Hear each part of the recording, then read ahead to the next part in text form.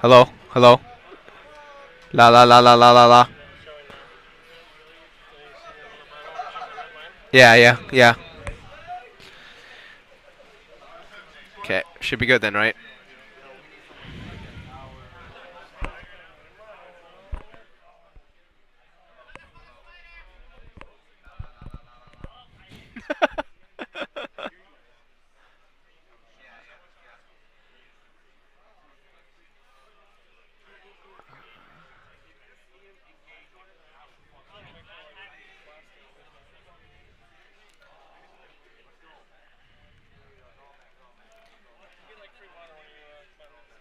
Thank you.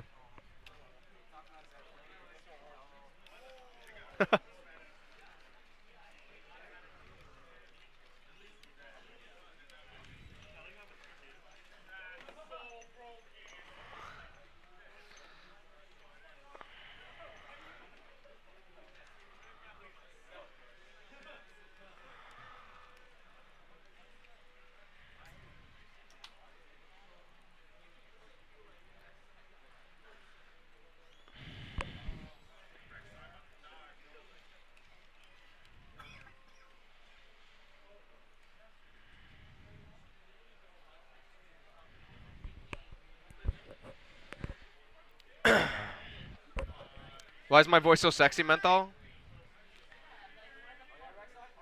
Thank you.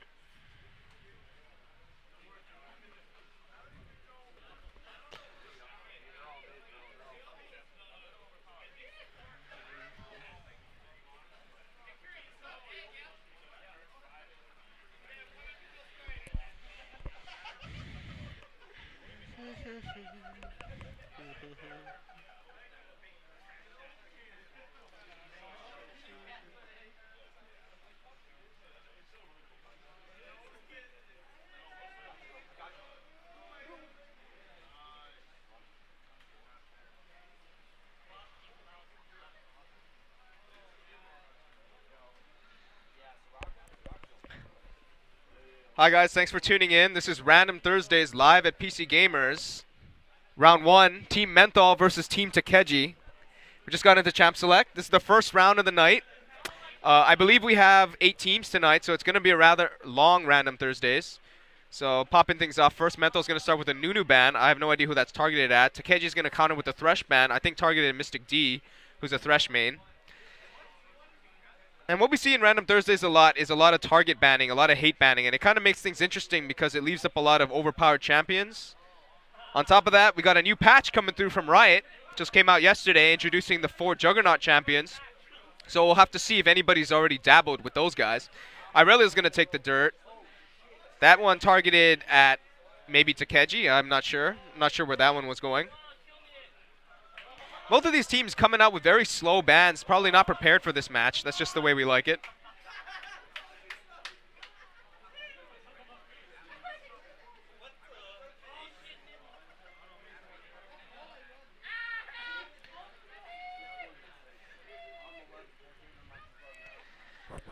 Galio ban coming out. I have no idea who that's going towards. These bans just seem really at random.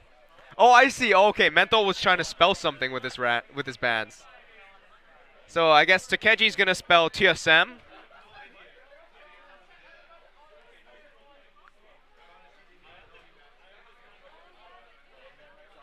Yep, he spells TSM.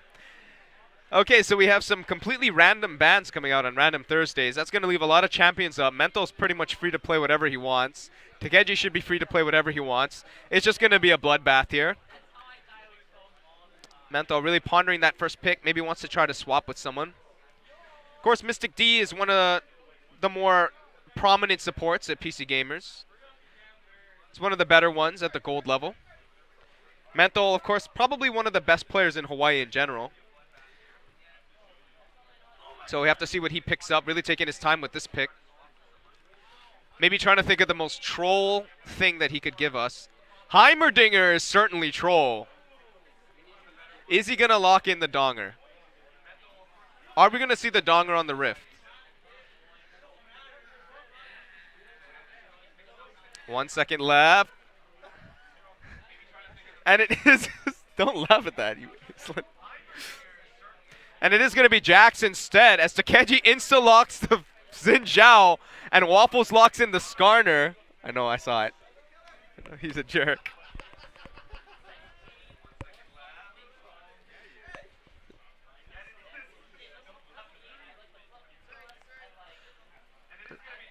So with this new Juggernaut meta, I'm not really sure who's going to be strong, but I'm pretty sure Skarner is strong based off his changes. We see Anivia hovered over here for Samurai Kira. And the Anivia is locked in. So we are going to have some good wave clear, provided that she gets the blue buff early. Crab loose.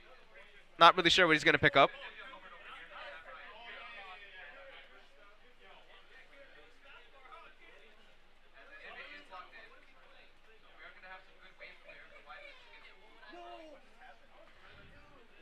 And it is going to be the Morgana, so probably a counter towards the Skarner. Not going to be able to suppress people as easily as he wants. Going to have to wait for that black cooldown shield. Or that black shield cooldown, rather. Beast Basics hovering the Caitlyn. She is an AD carry main, so she probably will be playing AD. Dork O'Face, not really sure who that is. That's probably a new guy around PC Gamers. Of course, we do see randoms, faces at Random Thursdays all the time. So if they take the Graves Malphite here, it's going to be a pretty strong wombo combo. I kind of feel sorry for whoever's going to take the Skarner ult plus the Malphite ult plus the Xin Zhao coming in and the Graves blasting you with collateral damage. So, Kamalode hovering the Shyvana here. Mystic D might be going for that Morgana. Of course, we do know him as a support main, so he might just pick that and then swap it with somebody else.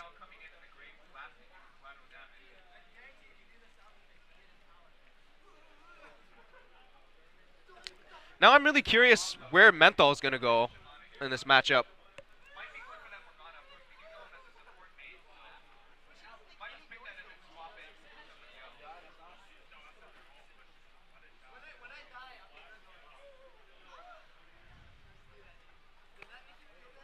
Tristana being hovered here for Mystic D. He's going to want to try to get that late game scaling over the Graves here. Of course, Tristana has been pretty strong recently. We have seen her in a lot of play across the world in professional play. Going to try to bring that to Random Thursdays. But, you know, just because you pick something that's really strong in general in the meta doesn't mean it's going to work out in randoms. Because randoms is a very different... It's even more different than, like, solo queue. So, Takeji going to get the last pick here. Dr. Shiraki is known to be a top laner, but maybe he has been stuck on support this game. So we'll have to see what he picks.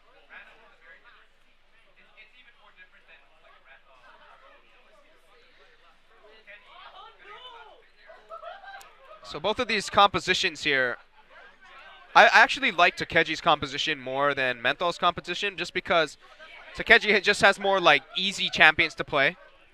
I mean, it's not very hard to just flash in as Skarner and ult someone backwards, or Malphite to just ult someone, or Beast Basics can even just... doesn't really even need to have good positioning, she just needs to throw out all of her damage.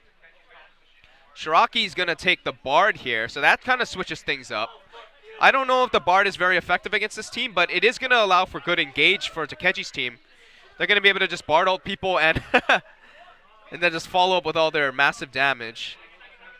Meanwhile, Team Menthol seems to have the better scaling comp. They do have the Jax in the top lane. They have Tristana scaling up. And it looks like Mystic D is going to be playing AD this game. Kind of strange. He's taking the exhaust here. Maybe a little bit scared of the Xin Zhao. So we'll have to see how this one turns out.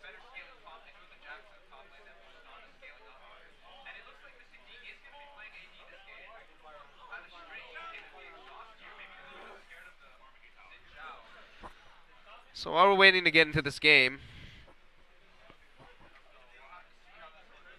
it's going to be chilling.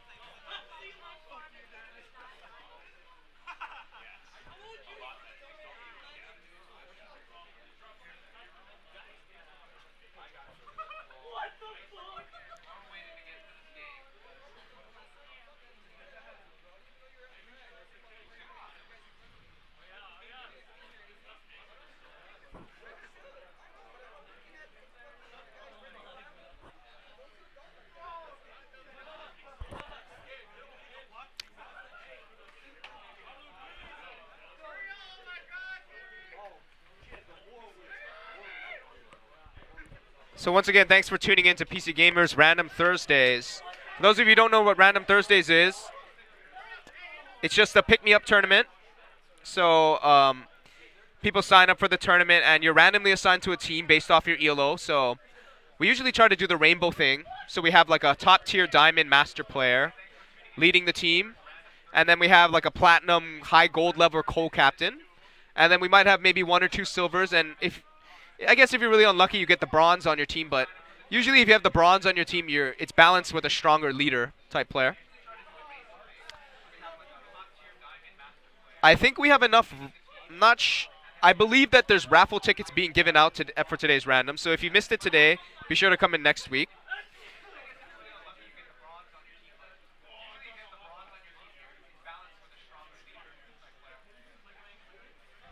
And we're waiting about a minute before we get into this game here.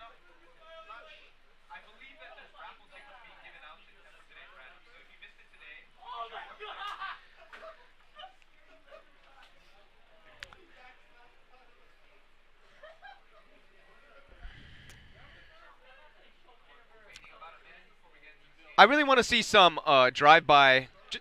Has anyone ever seen the Lucian GIF?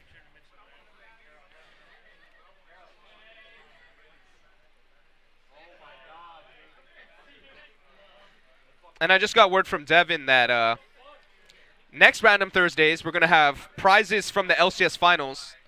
Of course, we did send some people up to the LCS finals at Madison Square Garden, so we're gonna have some people bringing back some things that will be used as prizes for next week's randoms. So if you're gonna come to a Random Thursdays, you should definitely come to next week's Random Thursdays because I don't know, there's just gonna be a lot of epic things that you're not gonna be able to get anywhere else.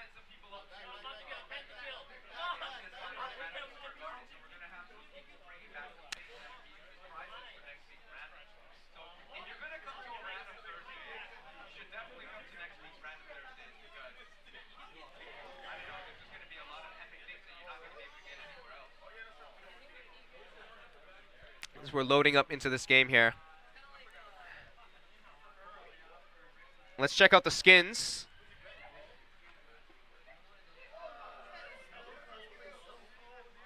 So we got, let's see, what's the best skins? I would say Team Mental has the most skins synergy because they have a lot of ice skins. They have the Ice Drake, Shyvana, and the Nivea there.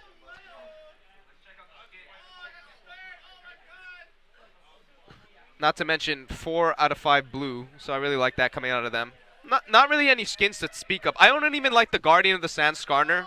Honestly, I didn't really like that whole line of skins because, I don't know, they just kind of sucked. Nothing really special about them. They just looked more Egyptian. We're finally into the game here.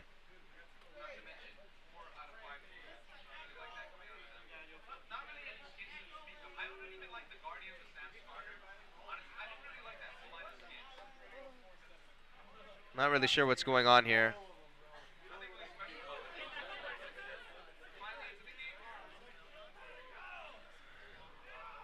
Why is it not? Okay, that's really weird. I guess we're gonna go to like this. Huh? How do I re-add it?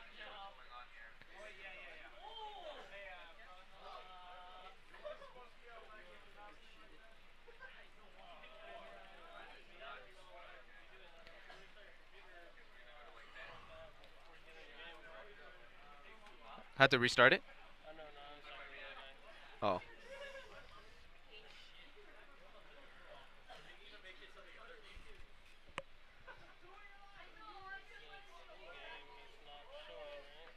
Yeah, it's not showing the actual game.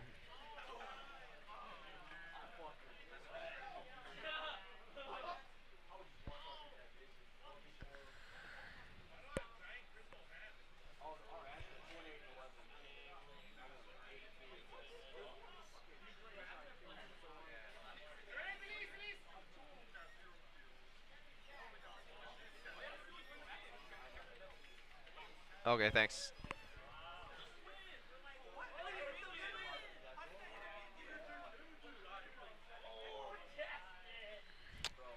So we usually get a level 1 here at Random Thursdays. We always get the reliable level 1 at the tri-brush at bot lane. It doesn't look like it's going to happen this time. Looks like both teams are just going to play it safe for once, which is really interesting. And let's see where the junglers are going to start here. So it appears that Shyvana is going to start at bot lane. And Waffles is also going to start at bot lane. So both of these junglers are going to look to farm in the early game. Playing kind of conservative. Once again, that's kind of weird, considering it's Random Thursdays. You usually get the bloodbaths.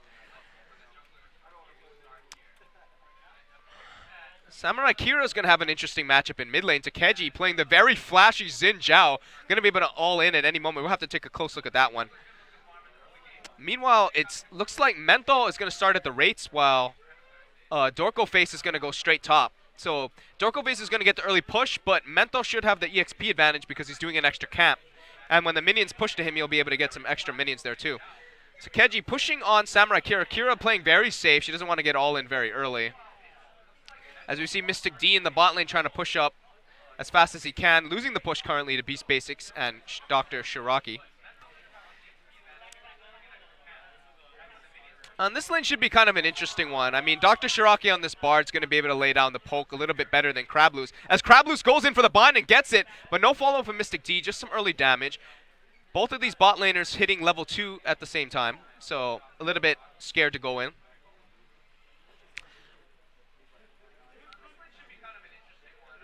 Oh, and Crabloose hits another one, but Beast Basics is going to dodge it. Dodge the damage, rather. A lot of interesting aggression coming out of these teams in the bot lane especially, but nothing really being followed up on. Random Thursdays.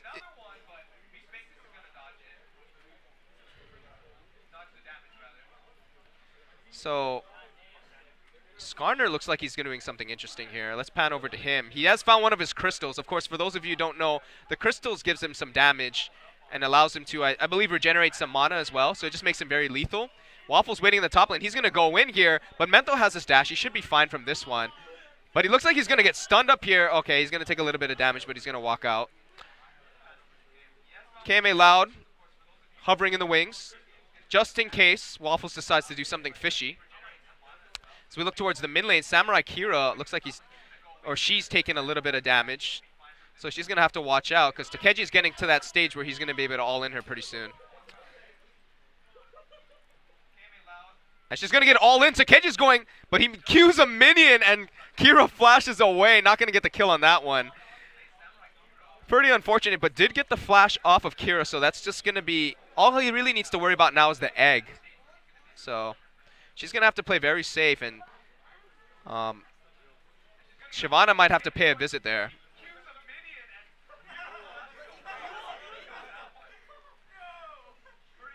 In this bot lane, I don't know. There's been a lot of aggression, but Mystic D hasn't really followed up on anything.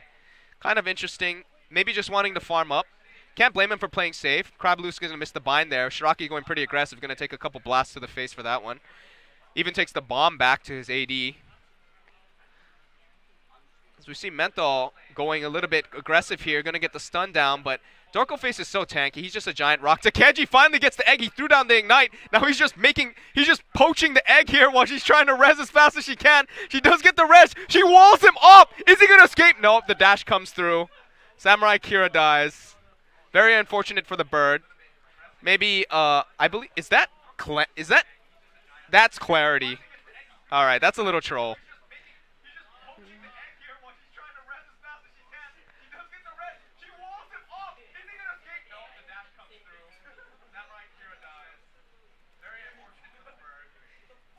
We're seeing Waffles here, trying to pay a visit to bot lane. Wasn't as successful. Good bind from Crab Loose to stop the aggression from Dr. Shiraki. She did have that black shield just in case Skarna got a little too close to. So that one going to be averted for now. We see Team Takeji with a 400 gold lead rather. That's mostly due to the first blood. Of course, he does have a 30 CS lead, but Menthol has an almost 20 CS lead in the top lane. And Mystic D, his kind of risk-averse playstyle kind of paying off here. He has a 8 CS lead, and the wave is pushing towards him, so he's in a good spot to scale up. We'll have to see if Beast Basics and company can lay on some aggression. As Dr. Shiraki standing in the front of the creep wave, he's just going to take another explosive shot to the face. Not really working out for him. I mean, Bard is not the easiest champion to play in lane, though, so I can't really blame him. Maybe looking to scale up as well. Try to land those ults in the crucial team fights. Takeji pops out of the bushes. He's going to go on Kira again. She doesn't have her flash up this time or her egg, but lands a nice stun. That stops Takeji. Dorko Face trading pretty decently. As we see Waffles making another visit to top lane. I don't believe it's warded. If Menthol goes aggressive here, this could be dangerous. Dorkoface has the ult. He lays it down. Waffles is laying down the damage. The stun goes off. Menthol throws down his counter-strike. He stuns both of them. Is he going to get out? Nice dash from Menthol to escape the rest of the damage there. And that was kind of huge because Waffles wasted a lot of time in the top lane. He's kind of falling a little bit behind in farm. Only 2 CS down so far, but not able to get that those ganks down. So really delaying him. Menthol's going to teleport back to top lane, so nothing lost.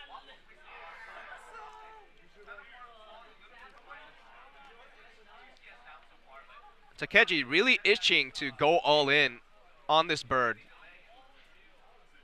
But the bird is kind of just... I'm actually kind of surprised because Samurai Kira has been able to stop the aggression. He's just going to stand right in front of the creep wave there. Stop it from pushing. But he really needs to pick his CS or she up. I'm not really even sure if it's a he or she. He/she needs to pick the CS up here. Because the bird is falling very far behind in creeps. 33 CS down right now at 8 minutes. That's pretty huge. As Shyvana's going to come in and just throw a fireball at Takeji's face. Maybe trying to like bully him a little bit away. Not really working out though. So let's take a look at these item builds. Dorko Face did go for that Warden's Mail, so that is going to slow down the damage from the Jax. Takeji goes all in again. He ignites her, and oh, her egg was just not up soon enough. She goes down. So Takeji is just wrecking this lane. I don't know, Takeji, you promised me excitement, but it's not really that exciting. I don't know, you might need to start roaming or something, because... So both of these leaders of their respective teams doing really well in CS. Mento goes all in again.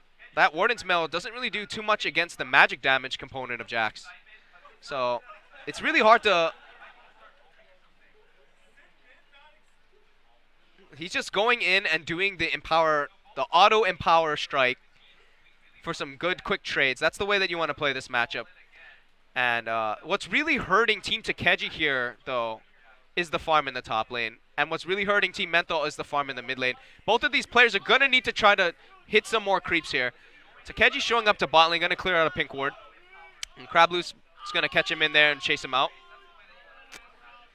And once again, we see Menthol just going in for these aggressive trades. And it may not seem like he's able to get the kill, but if he just keeps doing that, he is going to be able to wither down Dorko Face's HP, where he's going to have to ult away or flash.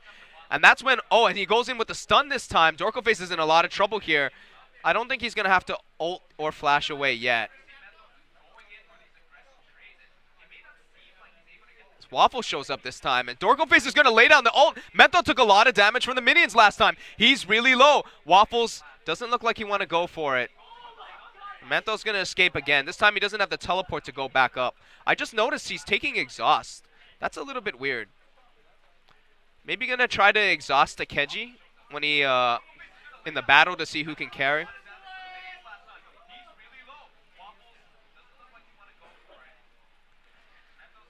And even though Menthol was able to escape the gank, Dorko Face and his jungler iWaffles are going to be able to take this turret in the top lane. And that's going to put a lot of pressure on Team Menthol here. But of course, Jax is one of the best scalers. So if he's able to drag out the game, he will be able to scale up, and him losing his turret's not going to matter that much. Crab loose, barely missing that bind.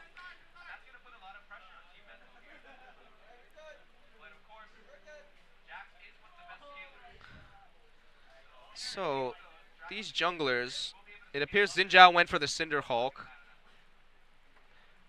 And Shyvana still sitting on her Stalker's Blade, so hasn't chosen to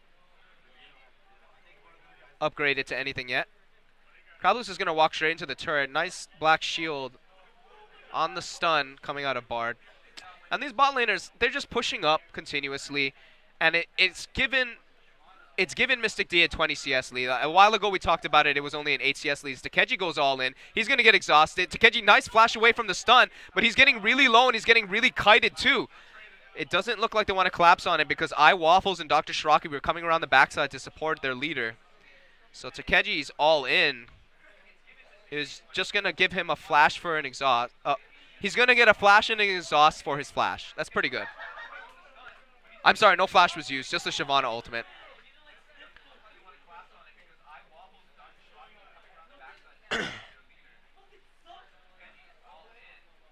And, you know, Samurai Kira at this point in the game should be able to get the push advantage, but she hasn't been able to get the blue buff. And the threat of Takeji all-inning her is just a lot, so she can't really step up to the creep wave at all. Let's see Dr. Shiraki returning to the lane. Beast Basics just trying to keep up and farm at this point.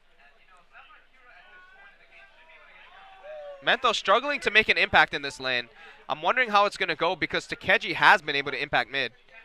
So we'll just have to see how that goes. On the other hand, though, the Anivia doing a little bit better in CS than the Malphite. So even though it died 2 times, has been able to get some farm.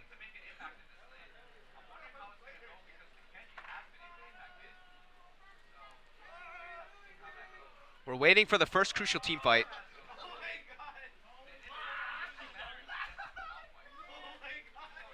And Takeji comes around the backside. Nice ultimate coming out of Dorko face, but Mentho's still about to stun him. But he gets ignite. He drops down. Takeji getting the kill on the opposing carry. That's going to be huge. As we see iWaffles coming around the backside. Krablus does have the black shield. She black shields Mystic D instead. That's going to mean she gets suppressed and pulled back. Krablus has to flash away. The ultimate coming out of Dr. Shiraki is going to stun him. They're waiting out of nowhere.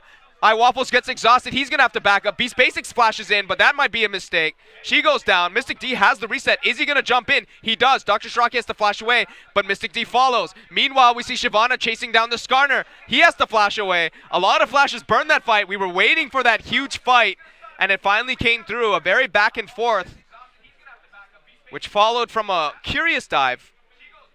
But Crab Loose, I believe, went down for Beast Basics and Dr. Shiraki, so it was a 2-for-1 in favor of Team Menthol, I believe. Yes. So they're crawling their way back into this game. Takeji currently has 3 out of the 4 kills here, so he's going to have to put his big boy carry pants on.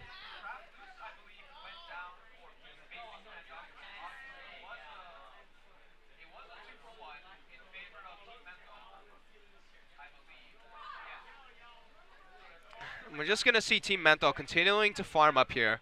It was a good exchange by his bot lane there to pick up the 2-for-1 trade. So he feels a little bit less pressure now. He's just going to have to keep farming up. Might be able to enter these team fights later and just completely wreak havoc on someone. Hasn't completed that Trinity Force yet. So we'll have to see how much gold does he have until he gets that power spike. So he's maybe about 600 gold away. Waffle's going to pick up his red buff. Back out onto the field. Menthol's going to go all in, but his attack speed is just extra slowed from the E from Malphite as well as the Warden's Mail. And we're going to see Waffles meet up with Cam Loud in the jungle here. He's going to get exhausted though. Cam Loud's getting pretty low, but she's baiting this. She doesn't know Menthol's coming. She finally arrives, but Takeji's here as well. It's a 3v1. Menthol, what have you gotten yourself into? Kira shows up with a nice stun. Waffles is trying to kite out. Menthol thirsty for the kill. He gets black shielded. But what, Waffles, you went back in! But Takeji's going to finish him up on the back of the Baron pit. Dr. Shiraki's here now too, and Kira's in a lot of trouble. She's going to be like the 4th round of eggs that we've seen this match. Nice bind coming out from Luz, but you can't save an egg. It's not really going to work out for you.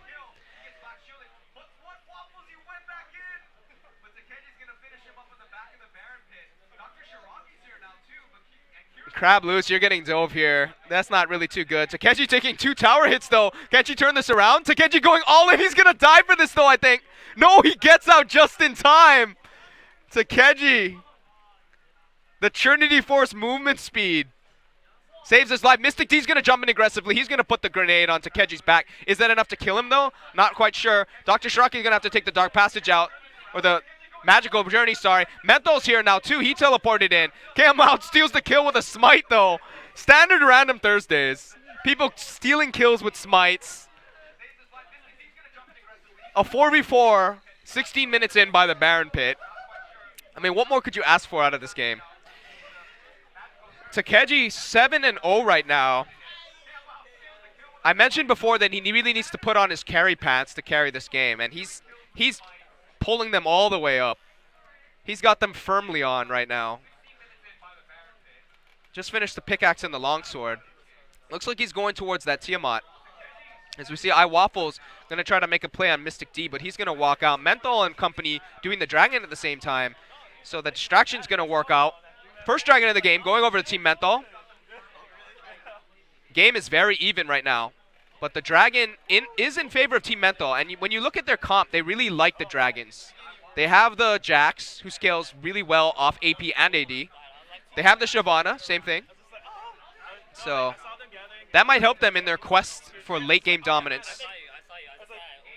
Can you guys go away? Like, kind of, yeah, thanks.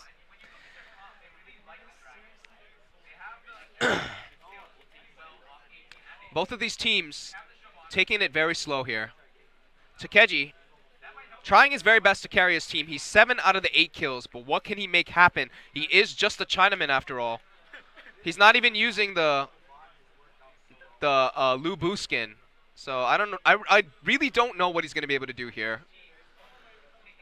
It looks like they're trying to make a play on Cam Loud. Waffles does have the crystal there, so he is going to have the speed boost and the damage boost while he walks there. Cam Loud going to preemptively jump away. Menthol, though, he needs someone to jump through. He's going to get dragged back, but he has the Counter-Strike on. He's going to stun Waffles, but Takeji knocked him up. He gets the Ignite down on him, but a good leap away to escape danger there. Meanwhile, Beast Basics in the bot lane has been left alone. She's going to just continue to farm up. Mystic D looks like he wants to jump in, but I don't think he wants to go into 4 members. So the split push is working out for Team Takeji here. Takeji looking to charge in on someone again. Dorko Face still has the ultimate, so if they were to be lured out into the open, I would give the team fight advantage to Team Takeji right now. Interesting magical journey coming through. Not going to take that one through, though. Menthol went to the bot lane here to clean up the minions and the push pressure from Beast Basics here. Meanwhile, Team Takeji taking control of this Scuttle Crab in the top. They're going to have Baron control. Tiamat has been completed for Takeji, so he's going to be able to do a lot of damage. But will it be enough? Will it be enough, Takeji? Menthol trying really hard to get his team back into this game, just trying to get to that late game as fast as possible. I mean, they're still on a good track. They're only about 300 gold behind, and their team is going to vastly outscale Takeji. I mean, they have 3 exhausts for Takeji. I think that might have been Menthol's call. He has been to a lot of random Thursdays where there's been more than 3 exhausts, and basically all that happens is he goes into the fights and then he just gets exhausted 3 times in a row and dies. So it is a kind of an effective strategy, I have to admit. And it looks like Samurai Kira has been able to finish that Rod of Ages, finally. It's very late, but I mean, Anivia will eventually get to that point.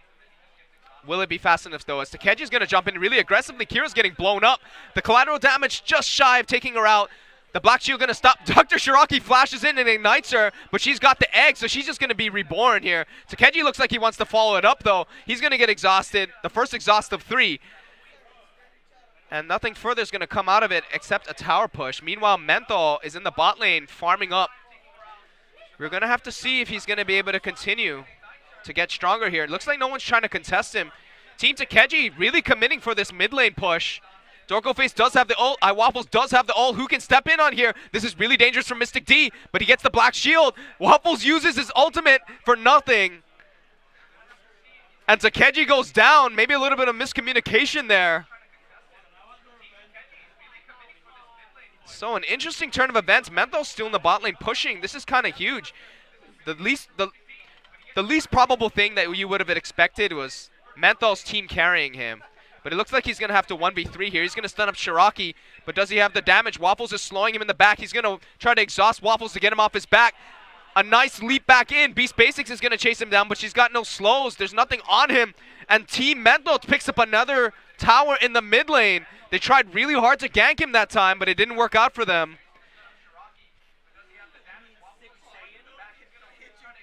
And this is an interesting turn of events. So being 300 gold down has suddenly become a 2k gold lead for Team Menthol here. They're in a really good position to continue to scale up. Menthol was able to pick up a tower and a kill and get away. And the rest of his team pushed mid. So just some good out rotations. Followed up upon by a pretty miscommunicated dive there. Takeji's on the prowl once again, though. He's going to go back in on Samurai Kira. She doesn't stun him, though. The ice ball goes right through him, but she is going to wall him off. So Takeji's going to have a hard time going back in. He's going to get the AoE damage off the Audacious Charge. KM Loud, you probably should have just ran the other way. And he's really low, too, so he's going to have to back up. So a nice kill from Takeji. He's in it in one here, but 4 of his kills have just been from this egg. So I don't know how that's going to work out for him. I'm not really too sure how much gold he's been getting out of this.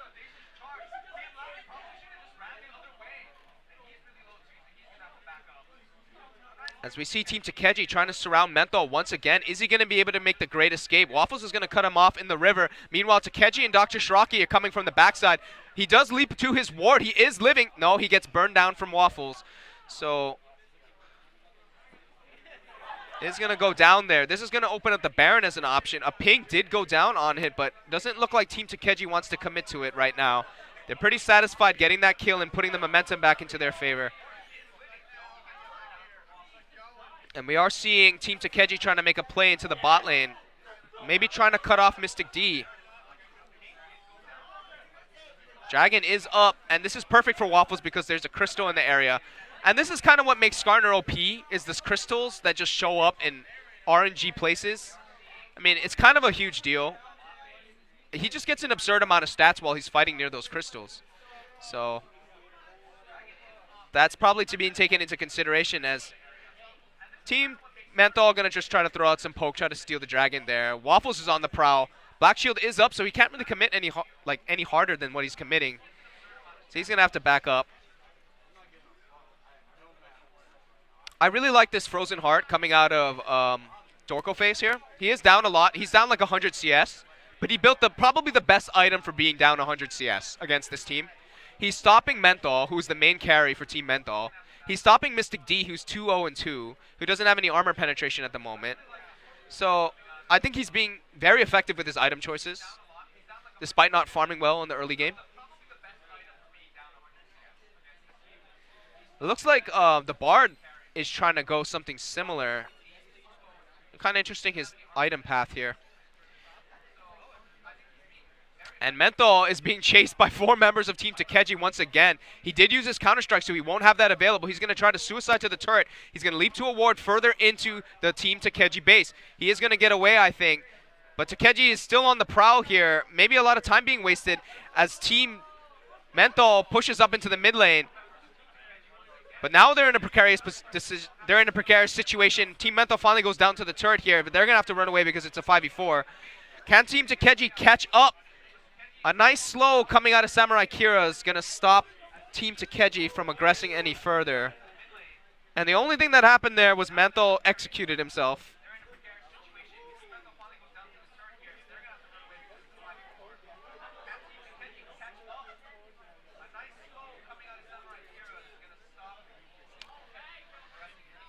Kind of an interesting game. I mean, I would have liked to see a lot more action. It's only 16 kills 25 minutes in. This is kind of disappointing, to be quite honest. I mean, all we've really been seeing is Takeji just jumping in continuously on an egg. So I kind of want to see a 5v5 team fight.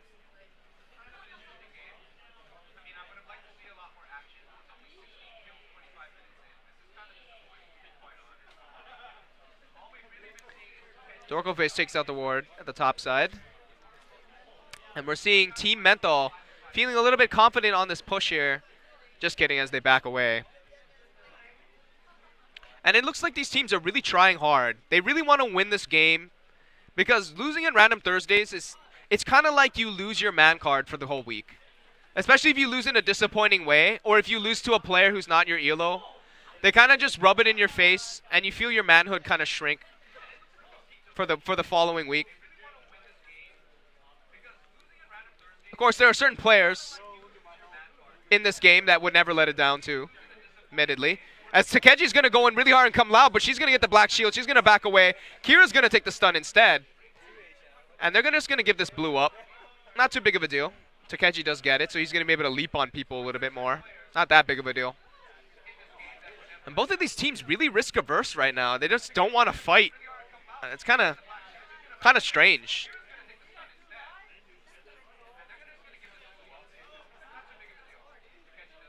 So for those of you who didn't read the patch notes, who aren't familiar with Skarner at the moment, if the opposing team, as we see Mystic D getting jumped on here, Takeji's going to lay down the ult and the ignite, but Mystic D's going to just leap and flash away, so she gets 2 summoners for the price of 1 there.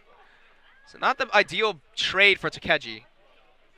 But as I was saying, when you interact with the crystals and you're the opposing team, you can stop them. But if you're on the same team as the Skarner, you can activate the crystals.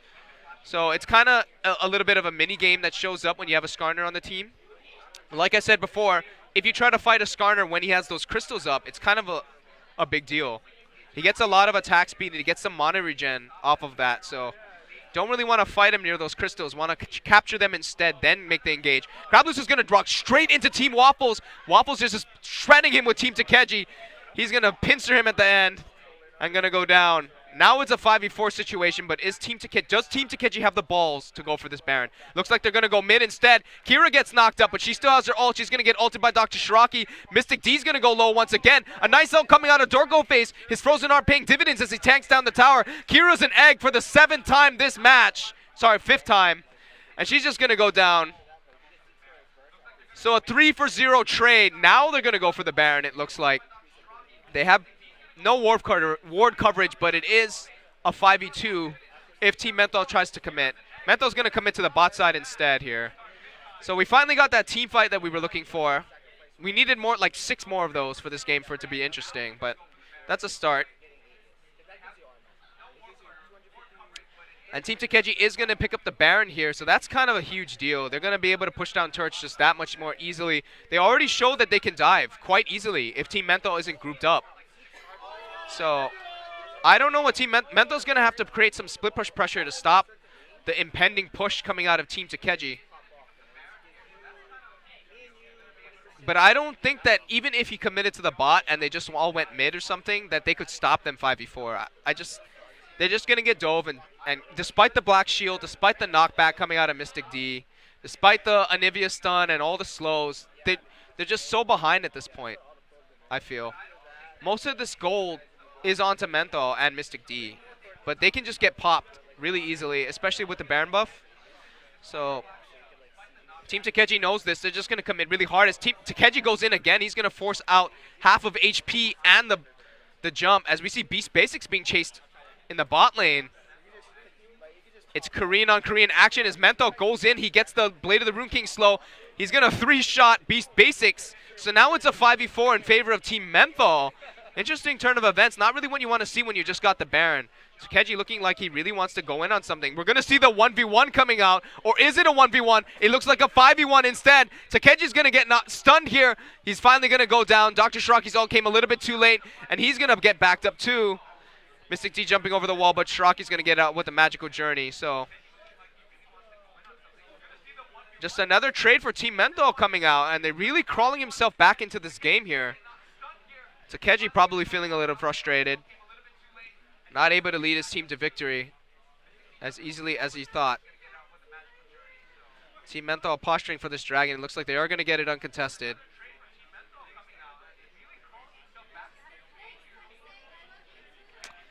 So, only a 1k gold lead for Team Menthol. Mostly off the back of some good split pushing and some picks that they just picked up. Takechi needs to close out this game. He has such a commanding gold lead over his opponent. 10-2-2. His carry pants are just firmly strapped to his waist. 100 CS advantage. Trinity Force. I believe that's the Dead Man's Plate and the Titanic Hydra completed as well. So he has all the items he needs to end this game, but they just need to put themselves in the right situation.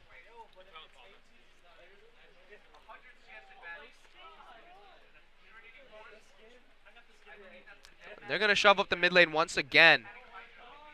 Team Mento not really in a position to defend here. Mento just been split pushing, but I felt like he should have been mid for this one.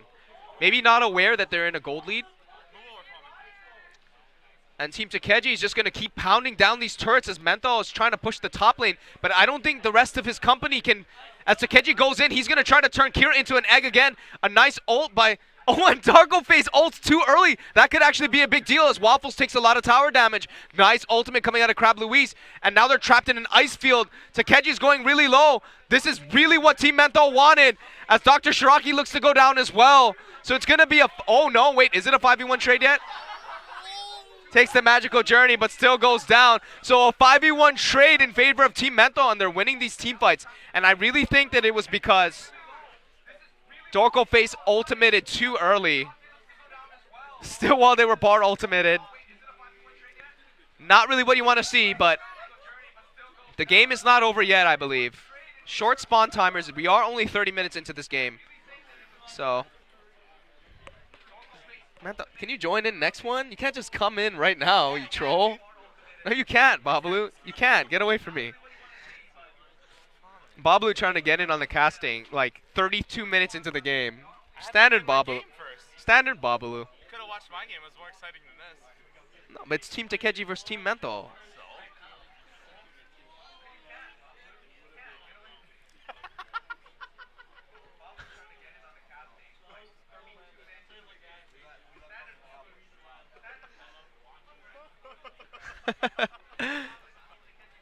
So now the game is a lot more close than Team Takechi would have wanted. Like I talked about before, they are severely outscaled. I mean, let's just look at the role matchups here.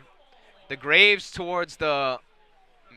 As we see Menthol going in on Beast Basics again. She's getting really chunked down, but I believe Menthol hit a minion there. He still has the Empowered Strike, though. He's going to be able to chase her down. He even lays down the Exhaust just to secure the kill. And Beast Basics is dead again, but Takechi's coming around the backside. Looks like he wants to get the revenge kill. Waffles is fast as hell. He lows down the slowing smite. He's going to be able to pull him back. No, he gets stunned before he can use his ultimate. That's a little bit unfortunate, but he is going to be able to catch up, I think. No, he decides not to. Rest of his team a little bit too far away to follow up on that ultimate if he laid it down. So, going to back up for now. Samurai Kira picking up the Guardian Angel. Tired of being turned into an egg. Wants to be sent back from heaven instead of turning into an egg. Knows that she's getting focused by Takechi. Actually kind of a good adaptation here. I mean, at this point, you're just there for your stun and your wall, to be honest. You're 100 CS down. You're not going to be able to do a lot of damage. Takechi's going to jump on her anyway. He's going to try to pop both of those really quickly. Crab Luis lands a nice snare. Takechi's going really low. Mento goes in too. Dorkoface hits the ultimate only on one person, but Shiraki hits the ultimate to stun everybody. Crab Lewis lands a nice snare and an ultimate again. That's the second one she's done this game. And we're going to see Dorkoface having to jump away, but Menthol is on the chase. He really wants to 1v3 here. Is he strong enough to do so, though? He's still chasing down Waffles. The rest of Team Takechi really scared to go in on this, though. Menthol's going to pop the Counter-Strike. He's going to stun Beast Basic. He gets Waffle. Waffle's going to pull him back. Menthol gets really low, but he gets out with the Black Shield. The rest of Team Menthol is here now. Mystic D cleaning up the fight. He's going to jump in. That's 2 kills for him. Waffles, the last one of his kind and the last one of his team. He's going to get a kill, but go down to Menthol. And Menthol knew what he was doing all this time. He was going in for a 1v3, but he knew he could last long enough. He knew he could take out Beast Basics before he went down himself.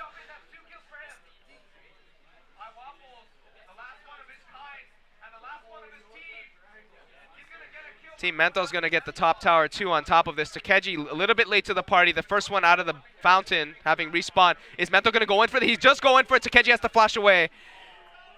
And that's flashed down on Takechi. Things are looking really grim for his team. That carry pants is slowly falling off of his backside. He's going to have to do something really drastic here to pull his team back into the game.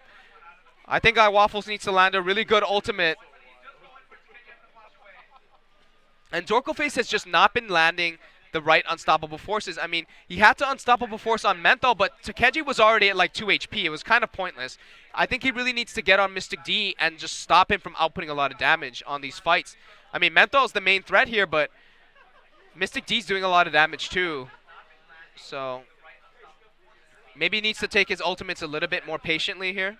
Shiraki also has been landing ultimates at awkward times, kind of just like interrupting the fights briefly, but I mean, really they need to just pick people off here at this point. They can't really fight them 5v5 anymore. Menthol still hasn't gone back yet. He's going to stun up Beast Basics on the backside. No one's helping her out. She's just going to dawn for free. Finally, she just... Oh, but they are able to trade it back. Finally, they come to her rescue, but she's already dead. So it is going to be a 4v4. But Beast Basics for Menthol, that's not the worst trade for Team Takeji. This is kind of exactly what they want. Dorkoface is going to try to land the unstoppable force, but it doesn't hit anybody. But it is going to force them away, so the Team Takeji is going to get this dragon.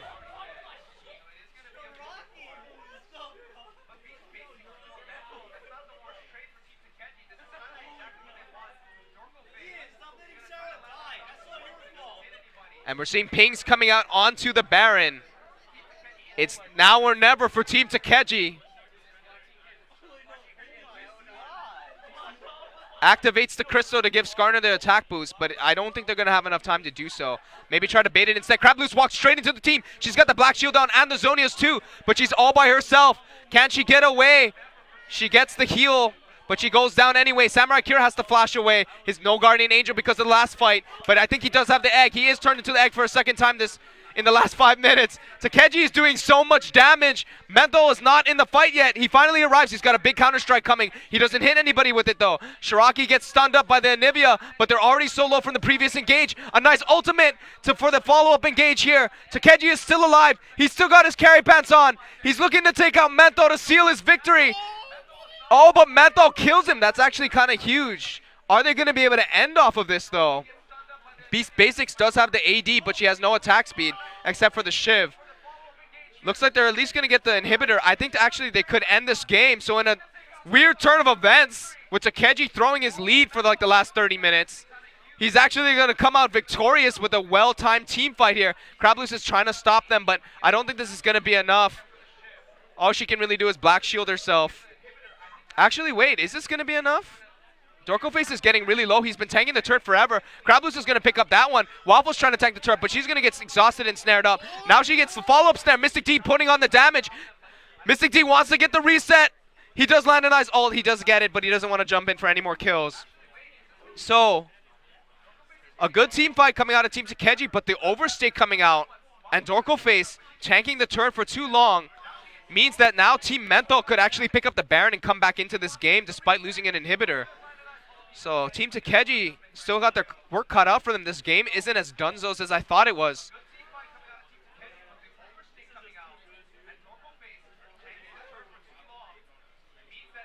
Now they're going for the Baron here, and it doesn't look like Team Takeji is going to catch up in time. Mystic D's got a lot of damage. Crabloose is getting dangerously low, but she's just going to stay in the back line and try to hit some snares for the escape. And it is going to be a Baron for Team Menthol. That's huge for their... This game is so back and forth. I really can't tell who's going to win right now. It's not...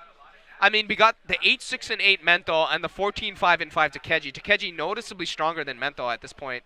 But Menthol itemizing for that 1v1. He's got the Frozen Art. He's got the Thorn Mail. So I don't think Takeji's going to be able to 1v1 him. Meanwhile, we have the late scaling Tristana versus the frankly... dying a lot Beast Basics on Graves. Team Takeji knows it's now or never. Just because Team Menthol has the Baron buff doesn't mean they're going to sit back in their base. They're going to try to push up here. But Menthol's in the top side, taking out the top inhibitor. All Team Menthol has to do at the base is just defend. But can they win it? Can they win this match? Of course, Menthol does have his TP up. They are going to go in. Dorkoface lands a decent ult, but it's only going to hit Kira. She still has her GA up. Mystic D goes really low, but Dr. Shiraki's going to throw down the ultimate. Mystic D is going to be able to escape off of this. Oh my gosh, what a disaster. Takeji's really low and Mental's teleported into the fight. Shiraki gets stunned up. He goes down. Dorko facing company have to run now. Beast Basic's still on the front line, but Mental's chasing really hard. He's got that Trinity Force for the speed. He's going to be able to stun up Takeji here. He's going to be able to take him down. Takeji throws out his ult in his last minute effort, but Dorko face goes down as well, and it's a nice 4-for-0 team fight for Team Mental. Now it looks like they're in a position to win. The top inhibitor is down. Are they going to be able to push down this mid turret as well? How much time do they have? iWaffles, I believe, doesn't have the Baron anymore. Or no, Team Mental had the Baron, sorry. Now it's the Scorpion versus the World. He dodges the stun, but he can't really keep them off the turret. Mental's going to tank this one up. Looks like mid inhibitor is going to go down. But do they have the balls to try to end? No, Team Mental says, no, we don't have the cojones. Let's back out. Let's clear some buffs. Let's ward up.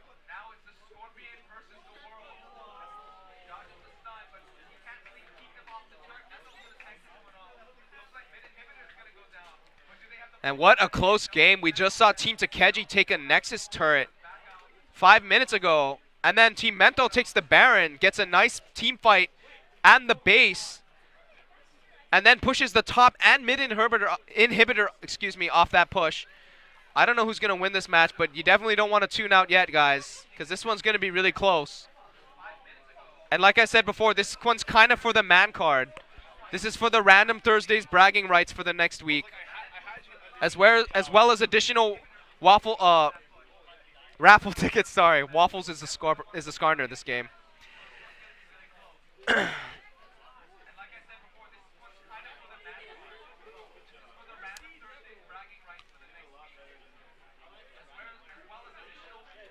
Team Menthol with some really good item choices and some really good clutch play.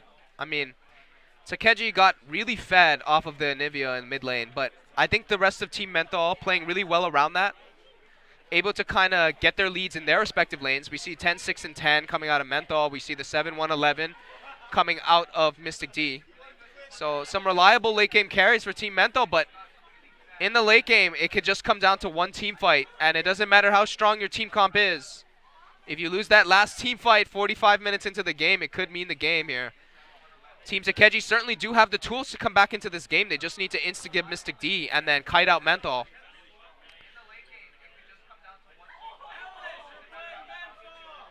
And we're seeing Team Menthol pushing in this mid lane, pushing in this top lane, gonna try to get the supers into the base of Team Takeji. Dorko Face looking for the engage. Menthol going in, but only gets the stun on Dorko Face. And I really need to see Dorko Face land a good ultimate to turn this team fight around. Waffle's gonna try to go for the engage, but he gets stunned over the wall.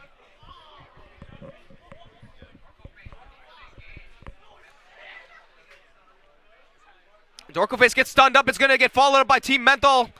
Takeji gets stunned or snared on the backside. He's going to get exhausted. He's not doing a lot of damage. Menthol's going to go down to the Nexus turrets, though. He went a little too deep. Crab Louise, does she still have her ultimate? No, she used it previously. A nice ultimate by Dr. Shiraki, followed by a good stun. Beast Basics trying to lay out the damage, but Samurai Kira finally doing something.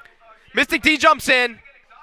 Not able to pick up Beast Basics, but a nice wall coming out of Samurai Kira. Crab Louise zoning out the grave. She's not able to join in on this team fight anymore. She has to hug her turret and watch as Team Menthol takes down Nexus turrets here. 2 go down. The Nexus is exposed. They have the AD damage. They really need to kill Mystic D. They can't quite get to him. And it's going to be a victory for Team Menthol. Team Menthol moves on to round 2 in a close back and forth 45-minute game. 31-23. I don't even know what to say about that game. It was just a bloodbath.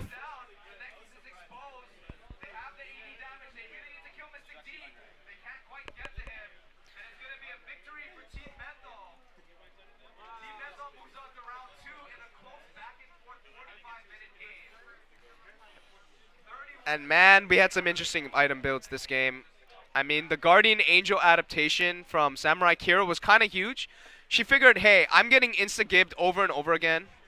I'm just going to take the Guardian Angel because I know Takeji's just going to jump on me. So I might as well come back to life and throw out a stun and a wall again. I don't really care about my damage at this point. So I thought actually that was a good adaptation considering she was 100 CS behind and she was pretty much useless. And I mean, it was just unfortunate for Team Takeji here. Dorko Face wasn't able to land some very good unstoppable forces. I think he might have had one. iWaffles tried his best to get the suppressors down, but when you face a Morgana, it gets really frustrating. Good counter pick coming out of from Crab Loose. And Beast Basics just struggled to have an impact on that game. I mean, tried to get really buff, wasn't able to push the early game lane advantage against the Tristana, and just continuously died against Menthol, who was split pushing. So, kind of an unfortunate game for her. But it was a good game. And we're going to move on to the next match here, guys, but we're going to take a short break for now, and we might have someone join in on the cast with me, too. So, what are you lolling about, Chase? We'll be right back, guys. Thanks.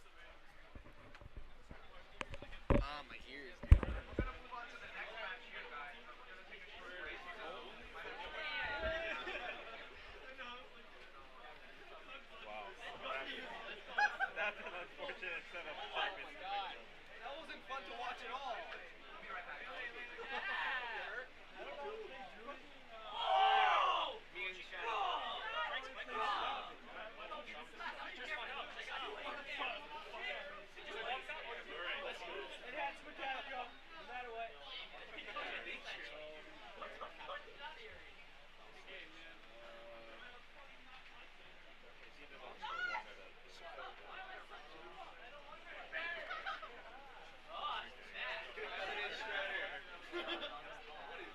I saw the first one. Wait, but that's good.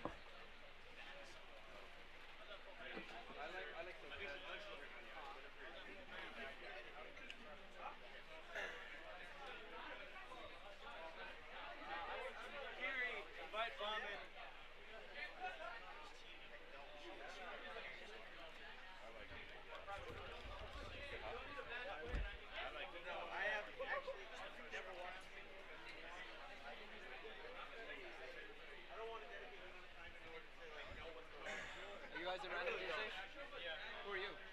Who are you? What's your username?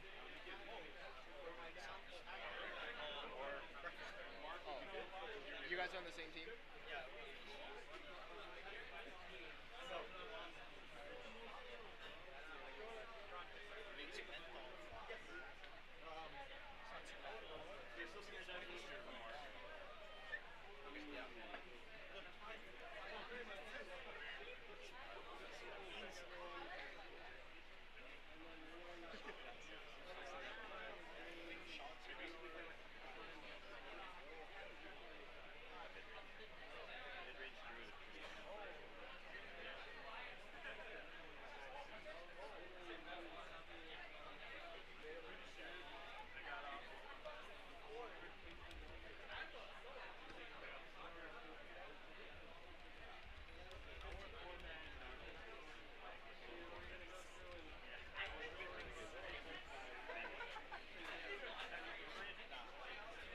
Actually, game mental carried the ball.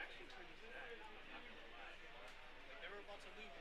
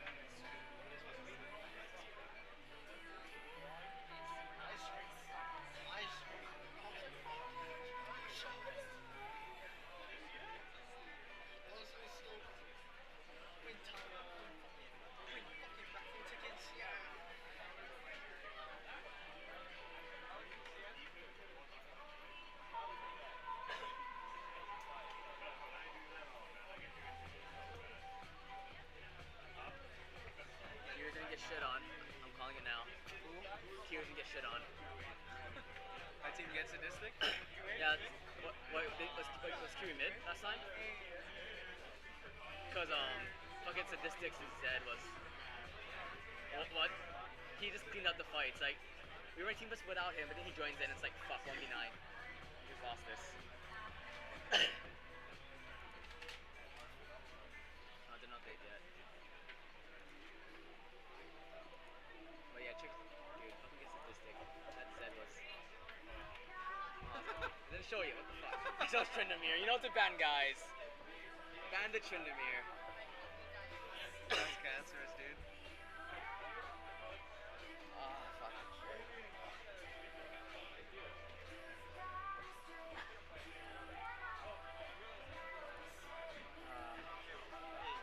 Who are you playing as? How's the echo?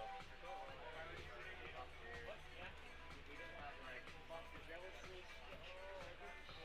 He's not thinking this one, so that's why. Oh, look, I know a lot. I should have said, I'm sorry, you can get this. I thought he was going to stop that, but okay, we were fine. So we have this. Fuck.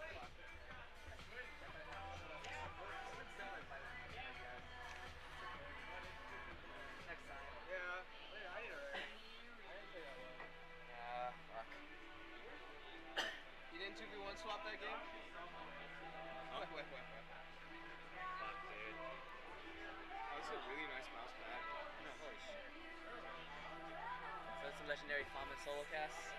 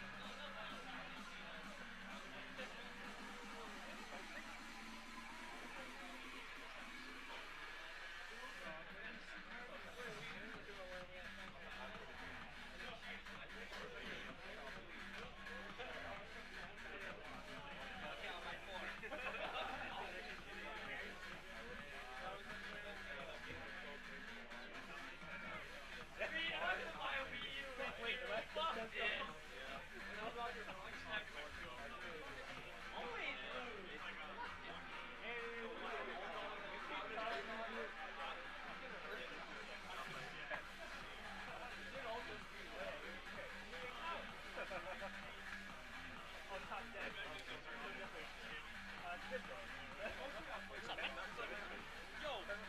all started going wrong after the bar trade. After that, it's like,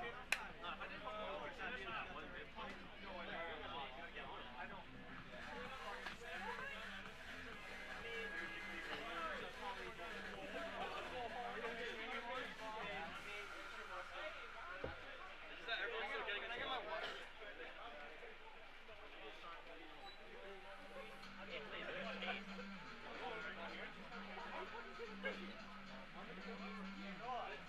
What's up, dude? Oh, shit.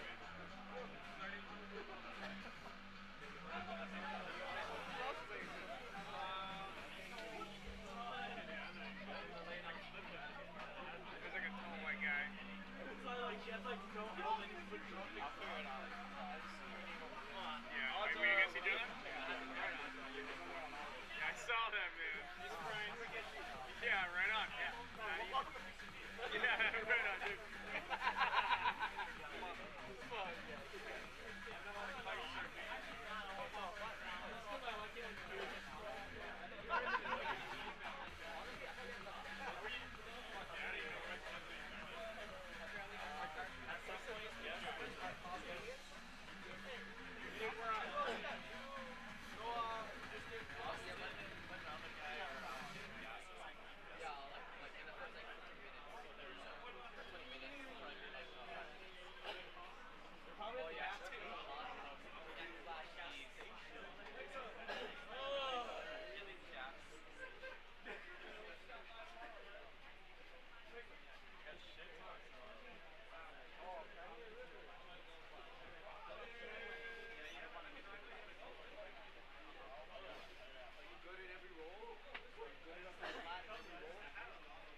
Good enough to be in jungle and top. Decent everything.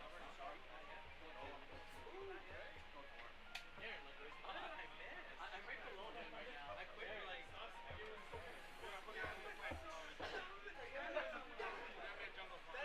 With a passive aggression. I quit forever and like all these dogs right now. I had one game with the kids. It's fine. I don't know. I'd rather do it fighting. What? We're talking a better jungle with synergy. Why? Because we have better jungle with synergy. That's it? I'm just like, fuck it, I'm gonna come in. We're 15. So we can play. Fuck it, we can kill the jungle now. We're kill the jungle. Fuck it, we're gonna kill the jungle.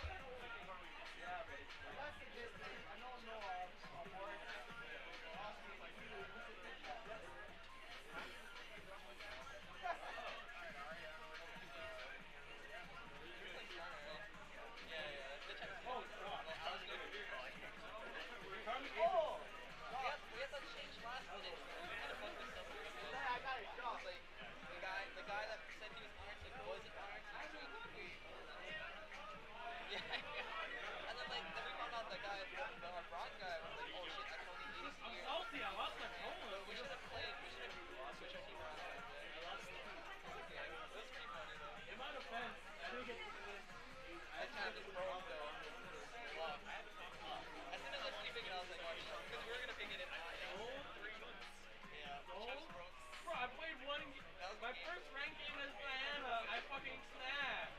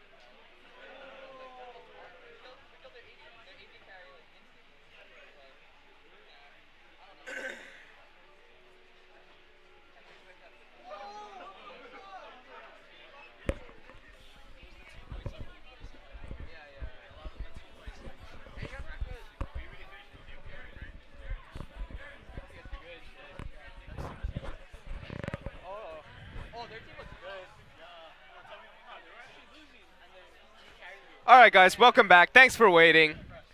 We're back in round 2 of Random Thursdays. We just got into Champ Select. It's Team X Kiri versus Team Get Sadistic.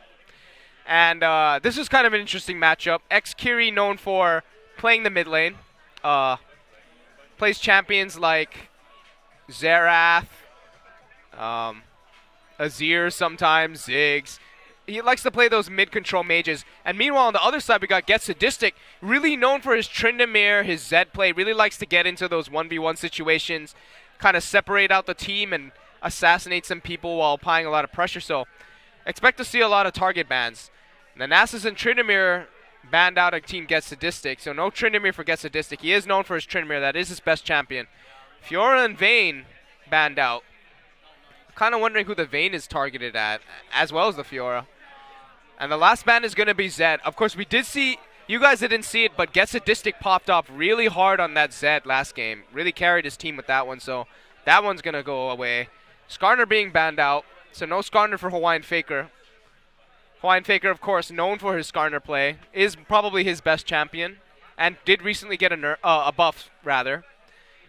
So not going to be able to pick that one up. So X Kiri going to hover over the Quinn here, so that's probably one of his best champions. And if he locks it in, the main question is going to be which lane is it going to go to. He's going to switch to the Xerath instead. So the Xerath being left open, so I'm really questioning what Team Get Sadistic was thinking. Of course, Xerath not really the strongest champion, but is going to be able to maybe put some pressure in the hands of an experienced playmaker such as Kiri. Let's go ahead and switch this one to champion select for you guys. Thanks. So Irelia being hovered over for Get Sadistic. I like that champion pick for him. If he's been practicing it, I think it's a really good one for him because it is kind of the same thing as Tryndamere. You kind of want to dominate the lane and just become an unstoppable force.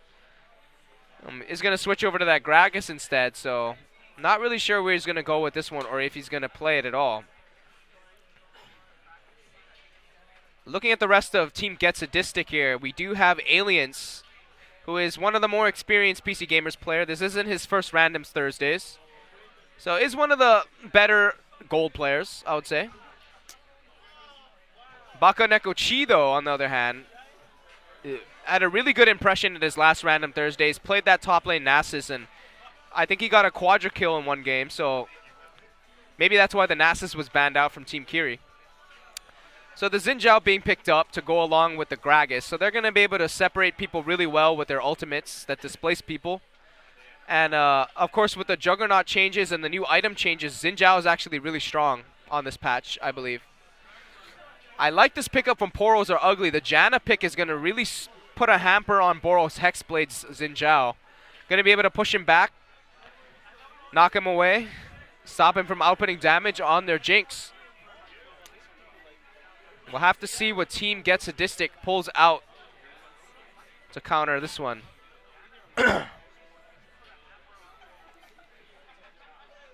And really struggling with this one. Don't know what they're going to pick here.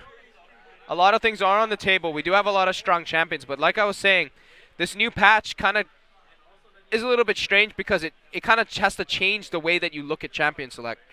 So they are going to lock in the Thresh here, so they're going to have that good pick potential and that good disengage coming out of the Thresh. Baka Nekochi thinking about this Kog'Maw. Is it going to go into the mid lane? Is it going to be an 80 carry if he does lock it in? He's going to take it, so we'll have to see. He could still flex to the mid lane if he doesn't want to play it as AD. Would have a pretty decent matchup against the Xerath. Is going to be able to keep up with his range.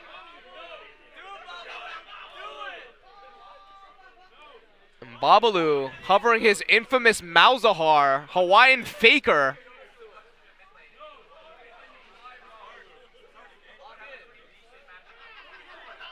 Not sure if he's going to play this one here.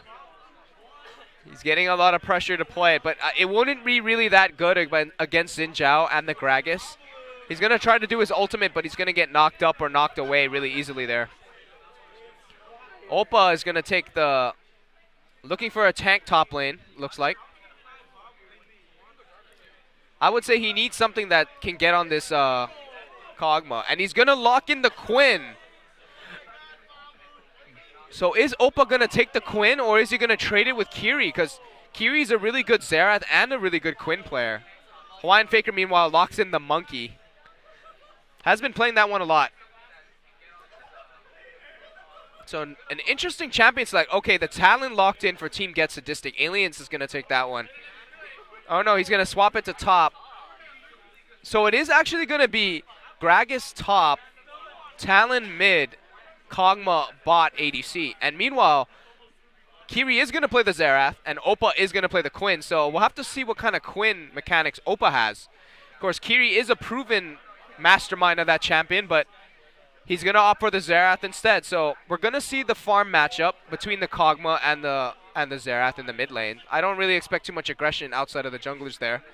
We got two really aggressive junglers, Hawaiian Faker on the Wukong, and Burrow's Hexblade on the Xin Zhao. And they kind of share power spikes too, so they're going to be really aggressive skirmishing type junglers there. Oh, I'm sorry. Baka Nekochi's playing 80 Kog'Maw, so it's going to be Get Sadistic versus Kiri. Actually, Get Sadistic has the advantage in that matchup. Talon will be able to all in. He's going to get poked down early, but he will be able to all in later. It's going to be Gragas top versus Quinn top. And I think Quinn has the advantage in that matchup, but if he makes a mistake in positioning, Aliens is going to be able to get on top of him and maybe bounce him back into the turret or bounce him into the middle of the lane. So he's going to have to play that matchup really carefully. Meanwhile, in the bot lane, Garen's on this Jinx. He is an AD carry main, did recently swap over. He used to be, I believe, a jungle main or a mid main, and then he swapped over to AD carry before the last tournament there. And has been really trying to increase his AD skills. So going to pick up that Jinx for that consistent scaling AD carry.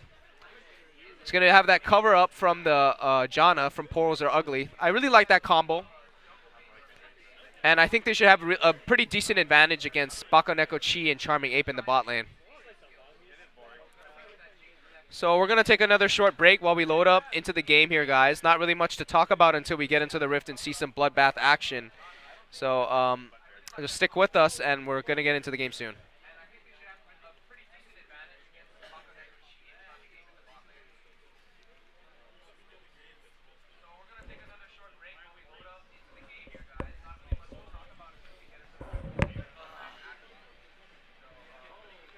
Martin. We can talk about like some of the specials that we have, so like console play, swipe up, 5 hours. Like,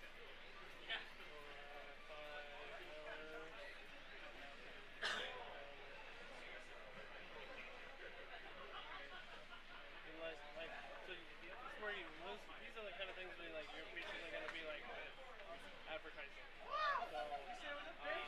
So you know the Papa John's special that we have. If you're playing at the store and you want to order pizza, we have special deals. Oh, okay. Oh, if you order at the store, you get a deal. When you order Yeah, Papa it can John's. always be delivered to the store. Okay. That's an interesting one. Basically, the way, so that's why we're going to get a free pizza party next week. Yeah. And so we have to order like $500 or more a month in orders, and then we'll get a free pizza party. Oh, wow, that's pretty good. Okay. We're doing it on the last Thursday, so we're going to have free pizza for all participants. Most likely that buy that. Okay. And then, next week, Random Thursdays, you're going to get free pizza, too? Is that what you said? that's what we're hoping. I haven't gotten approval on that, but I'm pretty sure we'll get it for us. So. Okay. But basically, you can just say, like, by ordering pizza at the store through the Papa John's special, we'll get a chance at a free pizza party on the last Thursday. Okay. When you say chance, it's not like guaranteed. Yeah. Okay. I'll talk about that next one. And then this is the console one. And you can also be like, we've had like more, we have had more eye candy coming in because of sports and stuff, but you can mention it if you want. It's up to you.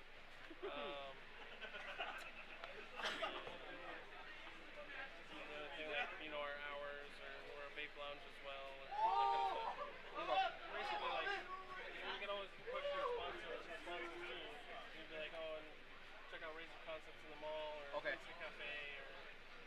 do that. We gotta get used to doing that because that's one of the things that I use to push for sponsors. Right. But if they never hear it, Yeah. so it's not like, you know, Okay. I can use this as like a Okay, okay, okay. Thanks, guys. We're back into the game here. Team X Kiri versus Team Get Sadistic. And the talent coming out for Get Sadistic here. He's going to have to put his carry pants on, just like Takeji did. But will he be successful this time? And we're seeing his team really troll here and take some damage from the mid lane turret. Kiri's going to throw out his Q there, too. Just a bit of banter before the real match comes out.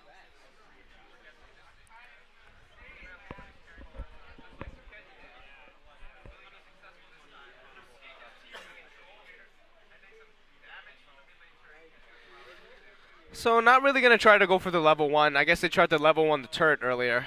That didn't really work out too well for them. And both of these teams, just like the last game, going to play really conservatively, but I expect it to be a bloodbath 15 to 20 minutes into this one. It looks like Hawaiian Faker is going to start in the top side, so they're going to kind of miss each other when they finish all their camps. Should be an interesting one.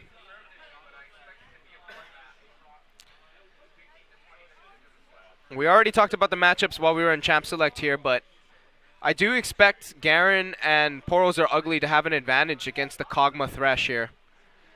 Of course, the shield is going to allow Jinx to put out a lot of damage. And while she has her rockets on, she's going to be able to outrange Kog'Maw very easily there. So, Poros Are Ugly going to take the aggressive route. Going to go in early for some early trades here. I really like that. Give Garen some time to farm. But they should really be focusing on pushing the lane instead of trying to trade. And it looks like Team Garen is going to get the push advantage, so they should be getting to level 2 first. Charming Ape already at about 3/4 health. Going to be able to heal that one quickly. Does have some potions. Opted for the coin start instead of the... sorry, let me get this one fixed up for you guys. Opted for the coin start instead of the target. So both of these supports... I mean, Poros Are Ugly... Of course, as the traps come out, Charming Ape's getting really low. He goes down. Nobody expected that. First blood goes to Garen. What was he thinking? He really needed to position more back there. He already took a lot of damage earlier. They did get the level 2 power spike, so they were able to push that one through. And Poros Are Ugly going to lay on some more pressure on Bako Neko Chi. But like I was talking about, Charming Ape opting for the coin instead of the target is not going to be able to have that. Going to go for the more safe route, not really trusting maybe his mechanics. As Boros Hexblade's going to go into the mid lane, going to pick up X-Kiri for that one. This one's getting right off to a bloody start right away. This is what I like to see. Sorry, Get Sadistic picked that kill up, so that's going to be a really great start for him. X-Kiri pushed up in that lane without any wards. Didn't respect the early Xin Zhao power spike as the level 3 gank.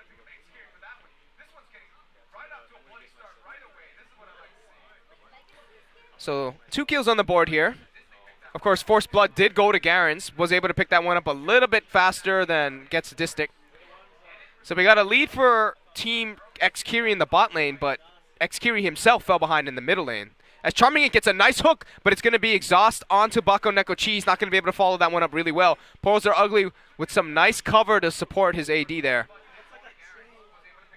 I'm sorry, he was the one who was caught. Let's look at this top lane here. This is kind of interesting. We see Boros Hexblade pinging the top lane. He looks like he wants to get this gank off. He's going to run into a ward in the tri-bush, so he's going to have to clear that one up.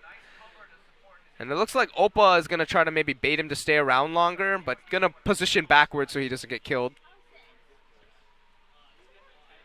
Charming Ape's going to need to land a lot more hooks like that one to pull his team back into the game. The last one he landed, or pull his bot lane back into the lane, the last one he landed got the exhaust out of Poros Are Ugly, so maybe the next one will get a flash.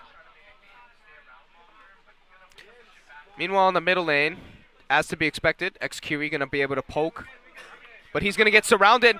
I think that's Boros on the backside, but X-Kiri's going to run out from that side. Good idea to run that way, but he's running down the river. That's not the right way. Gets Sadistic, jumps on him. He hits the rake, so for the slow. Xkiri is slow. He runs to the crab speed boost, but is it going to be enough to get away because his bot lane's preoccupied at the moment? Poros Are Ugly's going to run up to support him. Charming Ape's going to go for the hook. He lands it on Garen, and the traps.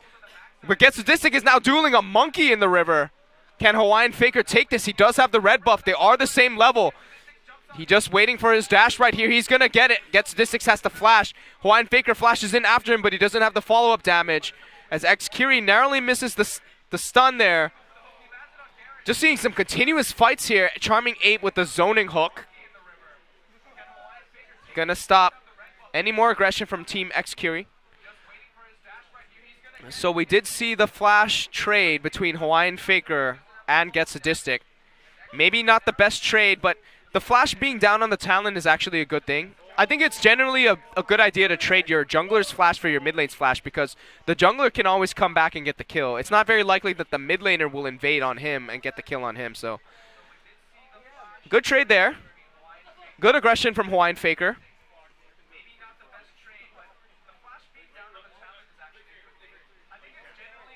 Charming Ape looking to zone Garen out of this lane while Poros Are Ugly is not in it. And now it looks like Bako Nekochi has a chance to maybe push this lane up. Both of these ADs haven't gone back yet. I think they're waiting for a little bit more gold for their respective power spikes. As we see Oppa trying to freeze the top lane. We're going to get pushed in by aliens. Nice hook lands onto Garen, but no follow-up potential. Bako Nekochi is Poros Are Ugly is going to chase him down. The taser lands on the backside, but he's going to get lanterned to safety.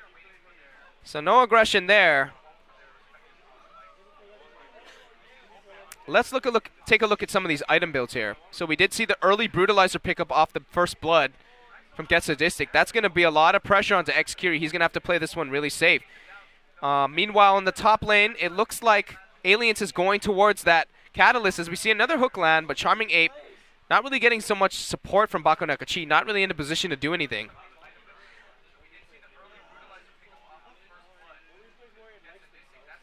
Hawaiian Faker, I would say, is putting out a decent amount of pressure on this Wukong. You see Charming Ape getting slowed here. He's in a lot of trouble. He might have to flash out again. He does do that. But he's going to land the hook onto Garen. Garen doesn't quite go under the tower. He kind of pulled himself into danger there. Going to take another rocket to the back for that one. But they are going to be alive. Get Sadistic comes in. He gets exhausted really quick. That's a good exhaust from Poros Are Ugly. Not sure if he needed a flash there too, plus the exhaust. But good disengage coming out of Garen and Poros Are Ugly.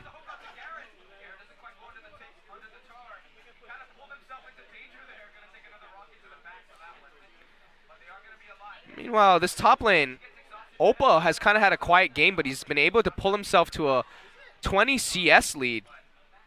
8 minutes into the game.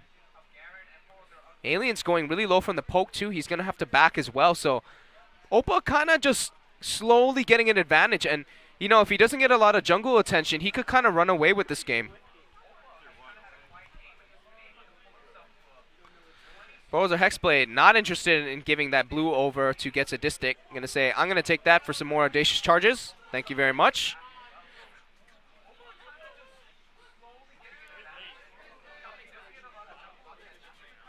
And the pressure just continues on this bot lane. Bako Nekochi's trying to go back. Has to equalize that item disparity. Garen's did get the first back, so he is a little bit behind in CS, but he does have the item advantage, and he's only 2 creeps down, so this is kind of a big deal. He's only 2 creeps down at the moment. He's going to equalize it soon enough, but he's got the BF sword to the Doran's blade. That means that Bako Nekochi and company cannot trade it all with him. As we see the jungler having to flash away, but Oppa's here. He quins in and ultimates him for the kill. That's a kill picked up for Team Xkiri's top laner as Get Sadistic's trying to gank Xkiri on the backside. Xkiri's out of mana, but Poros Are Ugly is there to support him. Hawaiian Faker goes in. He's going to ultimate knock him up, but Hawaiian Faker's taking a lot of damage. Is going to get Sadistic going to get out of this. Xkiri's and he does get out of it. A little bit of a miscalculation coming out of Team Xkiri there as Hawaiian Faker goes overly aggressive. That's going to prompt this dragon. though, because he had to go back. So Team X Kiri is going to get the dragon for their troubles. So kill for a dragon, not the worst. And he does get out of it. A little bit of a miscalculation coming out of Team X there. And I mean, those kind of miscalculations though can really set you behind in the jungle. I mean, if Hawaiian Faker is really trying to be like Faker, he needs to make a little bit more calculated decisions. Meanwhile, we're kind of seeing this bot lane turn around interestingly. Bakoneko Chi still hasn't gone back. He's going to have a huge amount of gold when he goes back. But in the meanwhile, I think Team Garen, or the Garen bot, as he gets pulled under the turret, Garen's going to have to flash out, but he gets exhausted as well. Can they get the chase down? Bakoneko Chi is He can't really do much here. He's going to have to continue to farm up, but he does get Garen's flash. So that's huge. I mean, considering... Oh, Get Statistics is here as well, too. He flashes in, and he goes for the rake, but he doesn't have the range. He isn't close enough to hit the ultimate, so he isn't able to pick that one up. But yeah, Get Statistic wasn't able to get that kill. Bakoneko Chi and company were able to force the flash from Garen despite having an item disparity. He's going to get his Phage here and come back in. Alien's looking to go aggressive, but he's just going to take some poke from his troubles. He's at about 1/4 health now. He's in a lot of trouble. He needs some help from Boros Hexblade. Boros Hexblade looks like he is coming up to support him, though. If they can get the knockback into the turret. Aliens misses the ultimate. That's huge. Opa's trying to get the 1v1. He kind of knows something's up. There's no way he'd be aggressive for no reason. He's going to get pegged down. Opa picks up the kill. Can Boros Hexblade answer? He does get the knockup. Opa trying to run for his life, but the red buff is ticking. He's going to get the Quinn off with the healing pot. X-Kiri coming up. Can he pick him up? And he does get out. But he's trying to back in the wrong area. This is a little bit dangerous. I think he's going to get caught out here. Actually, he does run away, so he is able to get away. And meanwhile, we're seeing some action in the bot lane. Bakoneko Chi barely doesn't get knocked up. Charming Ape's going to hit by the... There's action all over the place as Boros Hexblade goes too aggressive. He's going to get knocked down for that one. Hawaiian Faker trying to duel a talent in the river as he tries to make his way down to support his team. Pearls are ugly and Garen pushing in Bakoneko Chi. There's just so much action going on in this game. But only one kill. Charming Ape taking a lot of damage. He's going to have to get the heal from Bakoneko Chi. And there's a lot of pressure out of nowhere coming out on this. It's a BF sword versus a Phage. That's kind of huge. Bakoneko Chi trying his best to clear these waves. Trying to prove that he's not just the legendary fiend of top lane. He's also the legendary sniper of the bottom ramparts. But as Bakoneko Chi goes aggressive, it gets aggressed on again. Pearls are ugly trying to get some CC down, but underneath the turret, not going to be able to do much. Boros Hexblade is in the bot lane, though. Do they know he's here? They should know that he's here. He's going to go in anyways. We see Get Sadistic going aggressive on X-Kiri. Boros Hexblade in the bot lane going to get aggressive on Garen here. Garen is going to, I believe, no, he didn't heal there. Pearls are ugly getting jumped on as well, but I don't think they have the follow-up. Pearls are ugly going to throw out the exhaust just for some extra safety measures. Going to walk away from that one. Interestingly, both of these bot lane players, or all of these bot lane players, are using their summoners very aggressively. They're not afraid to use it just to keep themselves safe. They're not afraid to go in with it. And it's creating some interesting situations as we see Opa going in to try to get aliens again. But Get Statistics is here as backup. Opa is going to get knocked back, but he knocked him into safety. Does he have the Quinn ultimate? He's waiting on that timer. He should have flash soon as Hawaiian Faker meets aliens in the back. X-Kiri's going to move up to support his team again. And aliens is somehow surrounded now. He's going to go down. And Get Statistic is going to go down. So a double kill for Opa.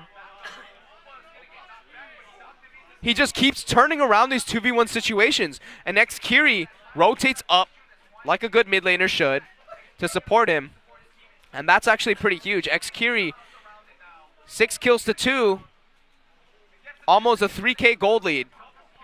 15 minutes into this game. That's a big deal. As Opa is going to take the turret damage. I think he's just going to suicide here. This is an ARAM, but I guess a free trip to the fountain. Bakoneko Chi has to flash away from the Super Mega Death Rocket.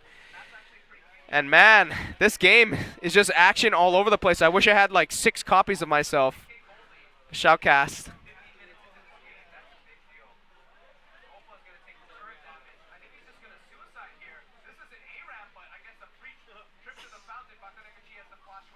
Garenz get hooks again. He's going to go into the turret this time, but doesn't take any turret damage. Pearls are Ugly going to try to support him. He's going to pick up the exhaust. Charming Ape getting pretty low. He's going to have to back up soon. Hits the trap. Hits the taser. He goes down. Garenz goes excited.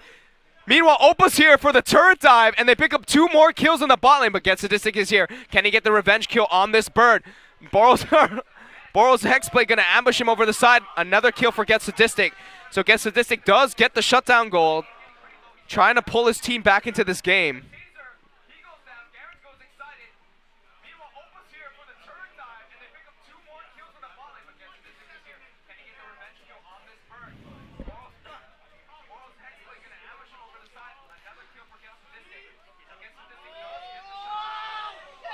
An interesting game as we see Borrow's Hexblade walking into the middle here. He's not going to see anything. X-Kiri just standing here. What is he waiting for? The creeps, I guess, as we see Aliens pushing down the top lane. A good counter push coming out of him here. He did see that Opa went to the bot lane with his teleport. So a good punish there, getting himself back into this game. Isn't quite finished with his Roa yet, so we're waiting on that. As we see Hawaiian Faker starting up this dragon, but this is kind of risky. Actually, not really, because Garen and company are here. So they are going to be able to pick this one up for free. Second dragon of the game goes over to Team X-Kiri. They are going to have that 5 dragon win condition if this keeps up. Pearls are Ugly going to chase down Bakoneko-chi, but he's going to run underneath this turret. A teleport coming out from Aliens. It's his turn to join the fray. Hawaiian Faker here. He's ultimating. Can X-Kiri get the snipe? I think he's got one more shot left, but he's not going to be able to get. He does get him as Opa duels the jungler in the top lane. Just trades all over the place here. X-Kiri was able to snipe people. Last week we saw him play, I believe we saw him play Xerath as well. It didn't have a greater performance, but really showing that he knows how to play this champion still.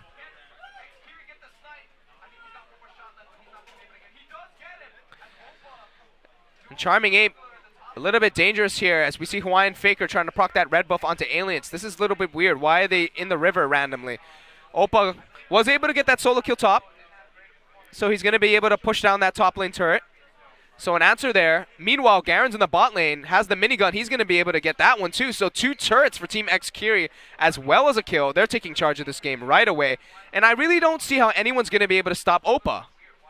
I mean, he's Korean, clearly. He's 7-2. He's got a Blade of the Rune King Brutalizer. Aliens can't duel him. He hasn't even finished his Rod of the Ages. He has to spec a little bit into armor there. It's not really going to help much, though. And I have no idea what the answer is going to be. Get Sadistic, the only one who even has a semblance of strength on this team. Gonna have to pull something out of his magic hat here. Bakoneko-chi trying really hard to scale into this game. He's down 2 kills into this game as we see Get Sadistic gonna try to go for the 1v1 versus the level 12 Opa. He's gonna get the ult down, the ignite down, but Opa is able to kite him out. Get Sadistic has to flash away. He gets the kill. Opa with the outplay trades his ultimate for a flash and an ignite on Get Sadistic as Pearls Ugly gets hooked, but Pearls are Ugly is just gonna ultimate him back into Garen's. So he's gonna go down. Both supports are down in the bot lane. Meanwhile, we see Pearls are Hexblade gonna chase down X-Kiri. Can he kite this one up? He does flash away.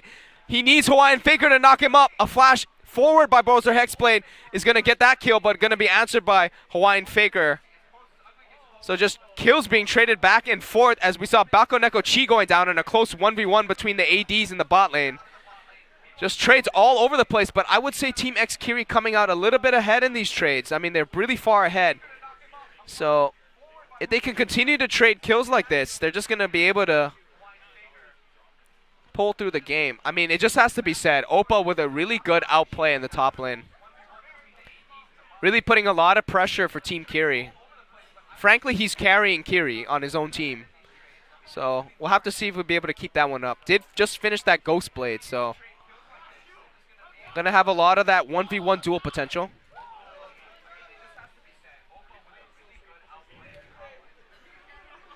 Team Get Sadistic, what do they need to do here? They just need to get picks, and it's going to start with Get Sadistic taking some good trades. He just finished his Ravenous Hydra. We see that new icon coming out. I don't know if I agree with that one. The Charming Ape hook narrowly misses.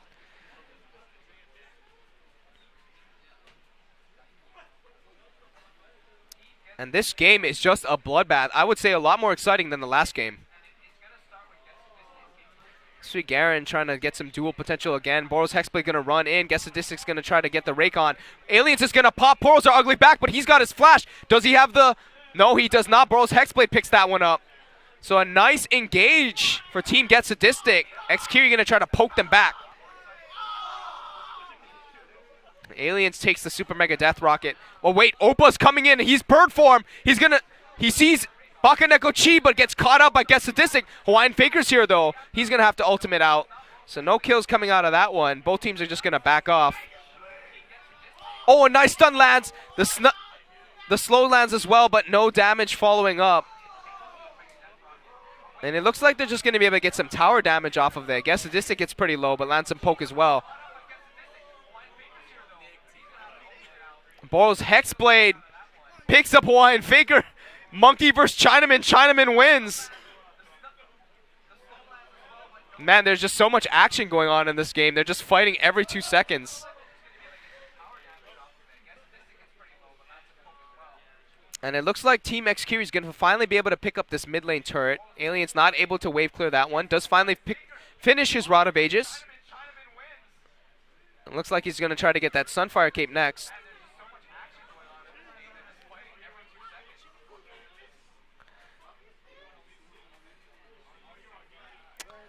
Team Get Sadistic are now almost 7,000 gold down.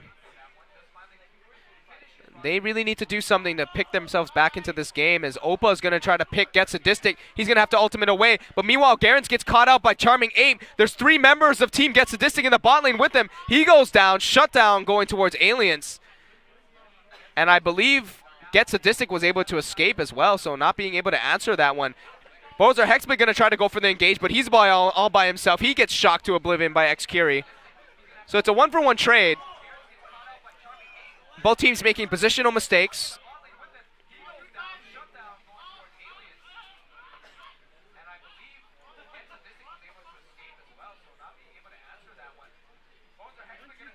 Opa going bird form here. He's going to try to chase down some prey for dinner. He's going to go over the wall, but now he's surrounded by 3 members, but he's really strong. He goes down too.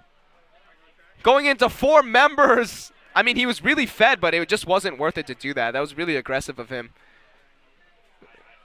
Could have flashed out as well. Going to go down for that mistake, though. And Team Get Sadistic, I mean, they've clawed themselves back into a decent position. They're still over 5k gold down. 23 minutes in, but I mean, picking up some kills here and there, really putting them back into it. Team Xkiri going to pick up the 3rd dragon of the game. That's kind of huge. Just Get Sadistic tries to get the assassinate onto Xkiri. He's going to get exhausted by Poros Are Ugly. Is the bleed going to be enough? No. Garen throws the heal on him just for a safe measure. Meanwhile, Hawaiian Faker goes for the engage. He gets a beautiful engagement followed by the Super Mega Death Rocket, but Get Sadistic gets out of it. Bakoneko Chi takes out the monkey for his troubles, and Aliens comes around the side. Double kill for Bakoneko Chi. So now suddenly he's on the board. Trinity Force and double buff. Is this what Team Get Sadistic needs? Xkiri trying to snipe people from the backside, but now the Raptors are on him as Opa goes aggressive. He's going to get taken down by Aliens. Trying to get the snipe on from Xkiri. Going to miss all 3 shots though. So Bakoneko Chi able to escape that one. Xkiri getting really ballsy here. He's at like 2 HP, but he's going to try to take out a Chinaman. Going to run away.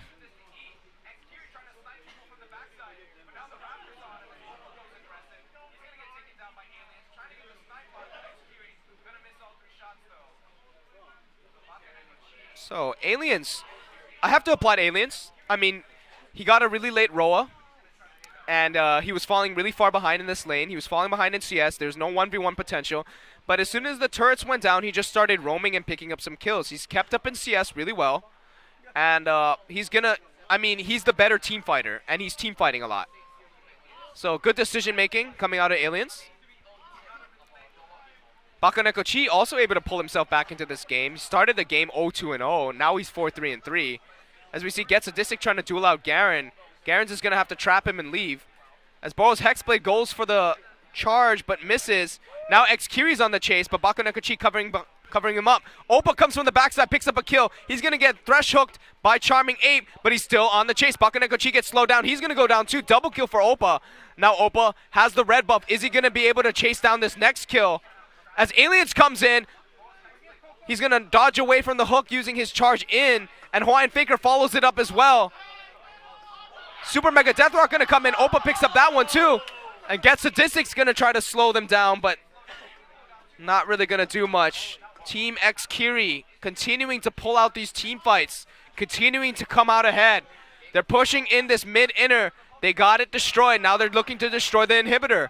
They are going to be able to get it, so that's an inhibitor and 3 kills, I believe, for Team Xkiri. Now they're pinging towards this Baron, but this would be really ballsy. I mean, Sadistic could maybe get this one out from under them. It's still a little bit risky. I mean, Team Xkiri is pretty low, so they are going to have to back off. But do they have the damage to finish it? No, they're going to opt for the mid lane instead. And Sadistic chasing down this Jinx, just determined to assassinate the squishies on Team Xkiri.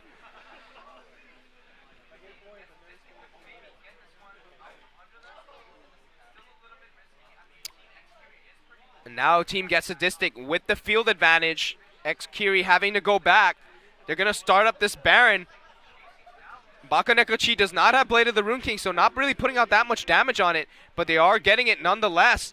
And it looks like it is going to go towards them before this fight even starts. Team Xkiri doesn't even know what's going on. They're not even going to try to contest this. And a Baron goes towards Team Sadistic. But Bakaneko Chi is caught out. He just goes down. He had the Baron for like 4 seconds. That's unfortunate. Now the rest of Team Sadistic has to run for their lives, but Oppa's on the chase. He turns into bird form. He has the red buff. He is able to chase down this Soul Keeper. He goes down. So Baron traded for 2 kills. Not the worst thing if you're Team Xkiri, but also not the worst thing if your team gets Sadistic. Able to keep themselves into this game, but now they have to stave off the push coming through. Boros Hexblade goes in on Poros. He gets him. Xkiri, where was the damage? Now he's in trouble. He has to flash away. Does Sadistic have the chase on? Xkiri is bleeding. Aliens comes in. Not going to be able to do much. Hawaiian Faker follows with the ultimate. But Aliens is just going to be able to walk away from this one. Xkiri channels the snipe. He does get the snipe onto Aliens. He does get the snipe onto the Chinaman, but doesn't have the last charge for Sadistic. Double kill for Xkiri. And this game is a lot more back and forth than we thought it was going to be.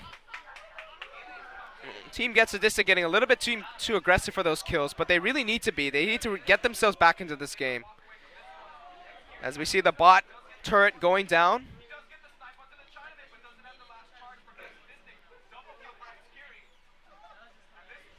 Oppa going aggressive underneath the turret. Is he going to pay for this with his life? It looks like he isn't. He gets away. How much HP is that?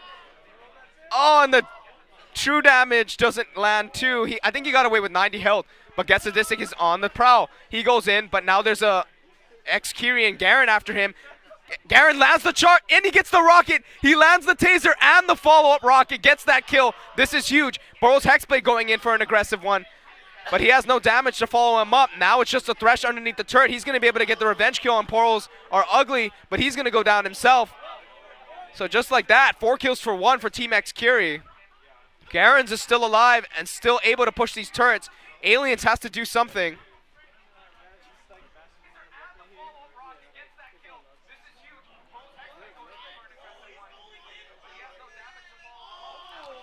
Team Xkiri going to back away here. They got all they wanted. They got the inhibitor. They got the bot lane turret. They got 4 kills. Now they're going to get the dragon. So 4 dragons going out. And Oppa goes aggressive. He's going to be able to pick up Bakaneko Chi. Now he's just trolling at this point. I don't know. The game probably could have ended if he just played seriously, whoever this Oppa guy is. 4 dragons going over to Team Xkiri. Just 1 more, and they will go golden. And probably end this game. 27-18. Team Xkiri with an 8K gold lead almost. Sorry, 7K gold lead. Can't do math.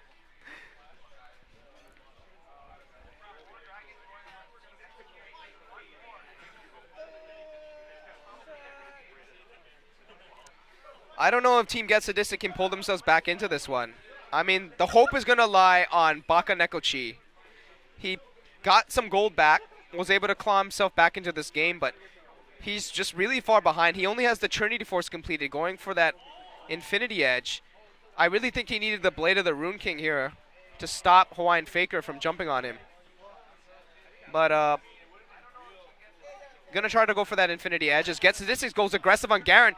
Garen's is going to flash up, but he's going to go down anyway. That might be the pick that they needed. Aliens is on the chase. He knocks back X-Kiri. That was perfect. Charming Ape misreads the hook, though. I don't know if they're going to be able to chase this one down. X-Kiri is pretty fast. Boros or Hexblade going to try to jump on this Janna. But Hawaiian Faker is here now, too. He gets exhausted. X-Kiri finally goes down. He could have just kept running away, but he doesn't. Hawaiian Faker going to follow up with the flash. Boros Hexblade is going to try to pick up the Janna. He does get the Janna, but he does go down himself. Now Bakaneko Chi chasing a monkey. Charming Ape helping to support him. But the monkey is going to go away as we see Oppa in the top lane. Going to get that one. So a massive fight coming out from Team Get Sadistic. But Oppa getting the turret in the top lane. They're going to try to answer it with the turret in the mid lane. Hawaiian Faker trying to be a hero, but he's just going to go down. Another miscalculation from the Hawaiian Faker. As Oppa, he's in the back. He goes on to Aliens, but Aliens knocks him back. Aliens is pretty tanky at this point too, and Get Sadistic is there to follow up the damage as well. He goes down. Bakaneko Chi, 1v1 in Garen's now. He knows he doesn't have the rocket. He gets the 1v1. And just like that, 3 more kills for Get Sadistic. This is turning into a throw fest. Bakaneko Chi mispositions a little bit too forward. X-Kiri going to get the snipe. X-Kiri continuing to snipe people. Not going to be able to get the kill on Aliens.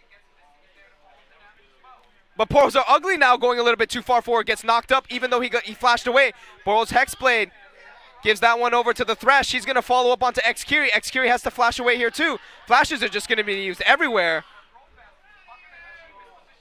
Aliens goes in now. Hawaiian Faker trying to knock people up under the turret. Boros Hexblade supporting him too. He's going really low. He's going to have to back up. Is this an ARAM? What's going on here?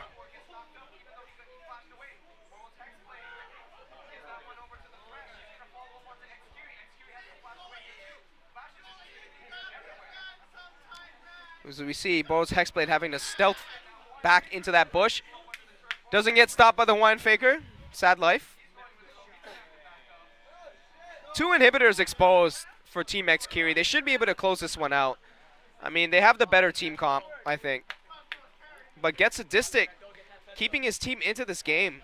Now 6-4-9.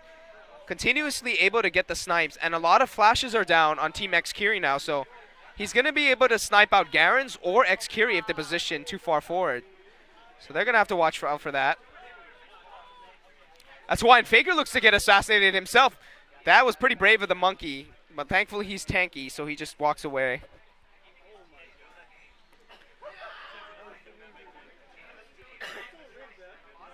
I think that if Get Sadistic gets 1 or 2 more good team fights, they might be able to win this game. Boros Hexblade, though, going for an aggressive engage, but he's 5v1. There's nobody there to support him. He goes down. Now this Baron is not even up, so it's not really an option. Oh, it's up now. So now it's a 5v4 Baron. This timing couldn't be any worse for Team Get Sadistic. Their jungler goes down right before Baron spawns, rather. But it doesn't look like Team X-Kiri wants to try for it. Charming Ape takes a lot of damage from Xerath. Xerath going for the snipe. He gets 1. Can he get the second one? He doesn't get the second one, but Aliens is by himself too. He's going to go down. Shutdown going over to Poros are ugly.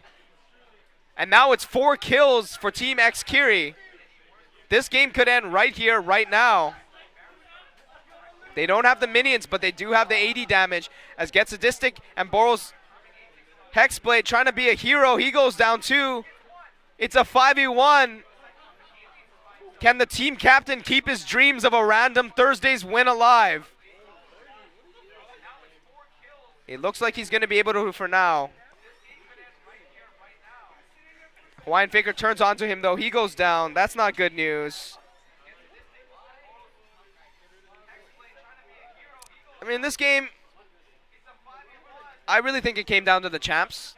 I mean, the Kog'Maw is a good champion, but you should really try to stay away from Kog'Maw unless you're like challenger. And we're going to see Xkiri taking out this Baron. In 20 seconds, they could have the Baron plus the 5 Dragon buff. And at that point, they're just all going to be gods. I don't think there's ever been a team to come back from that, in professional play at least. Aliens goes in. He tries for the steal. He's not going to get it. Hawaiian Faker lands a smite. Xkiri going to try to go for the follow-up engage.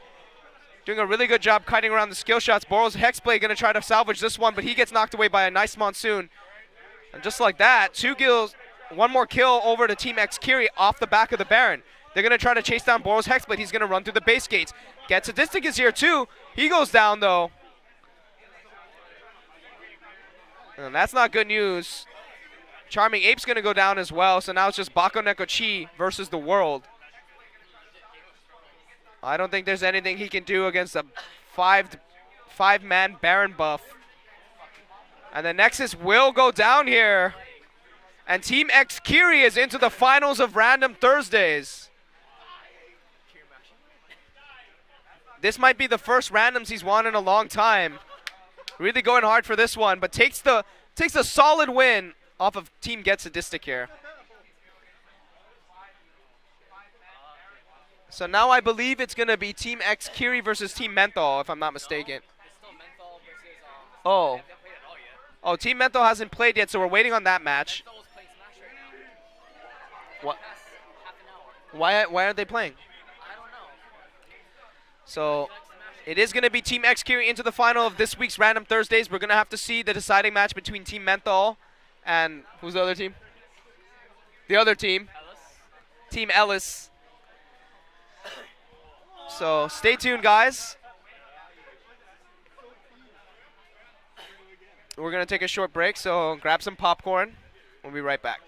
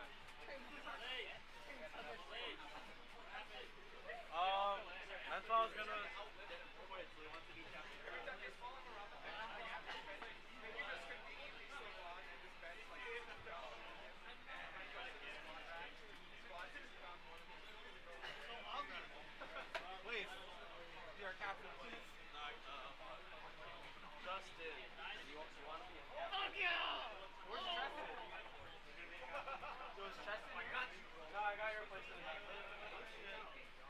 Wait, Justin, you're filling for mental then, okay? You're filling for mental. Alright. Kyle, your new captain gets a discount. Kid's younger brother, Who's younger brother? Junior high school. Kid's Richie. Okay. Little brother gets a discount, he's your captain.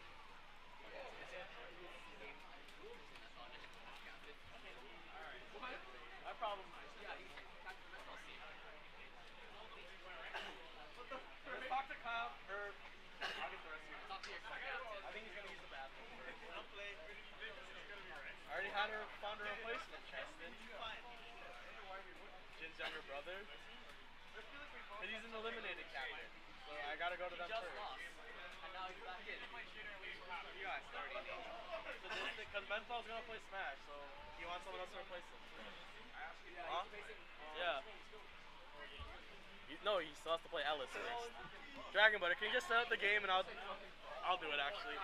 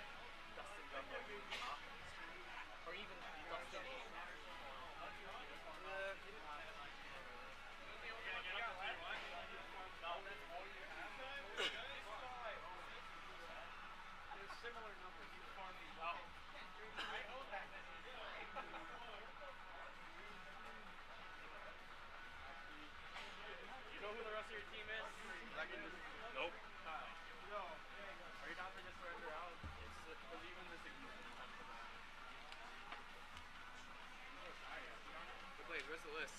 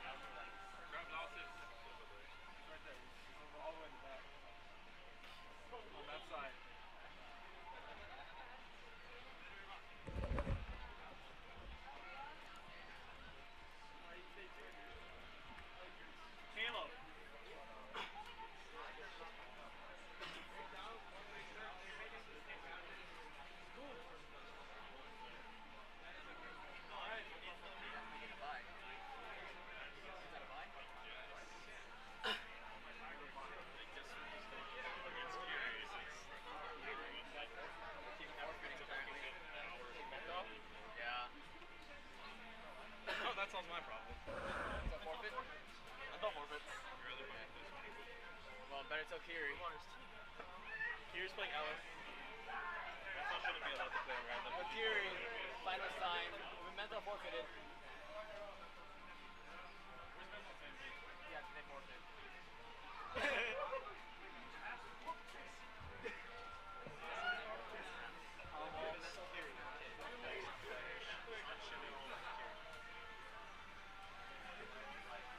Hey, Sean.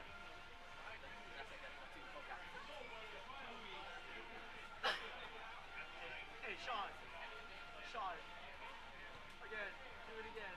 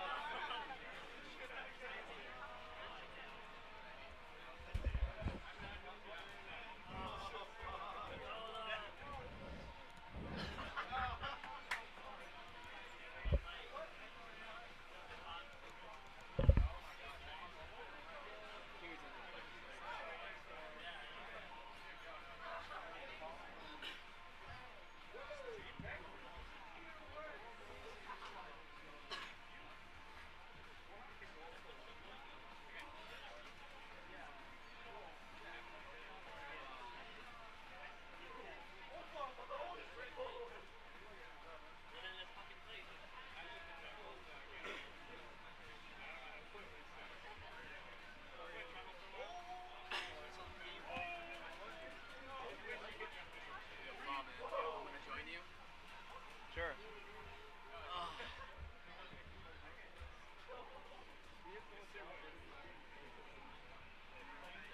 What the hell is the... Is this it?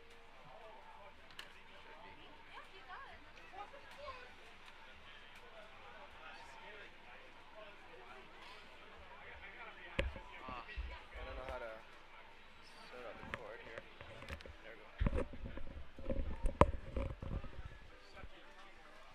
Try to talk? I don't think yours is on. Try to talk? Hello? Is Talk that again? it? Yo, yo, yo. You're kind of soft. I don't know why. Yeah. Hello, hello, hello, hello, hello. Hello, hello. Try to talk again? Yep, yep. Hello? You're not bad. You're not bad. Okay. All right, guys. So it turns out that Team Mental has forfeited. I think Team Mental just wants to Play Smash. play Smash. Yeah. Yeah. So join with me here is the legendary Leighton Martin, the guy who is a fan of teams that suck. Hey, hey, hey.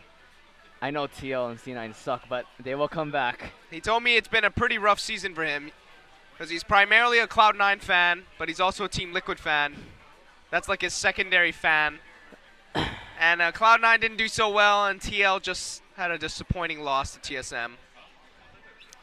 Ah. And I really think you chose the wrong teams, bro. Yeah, I did. So while we wait for this one to come up. Oh, their game's on.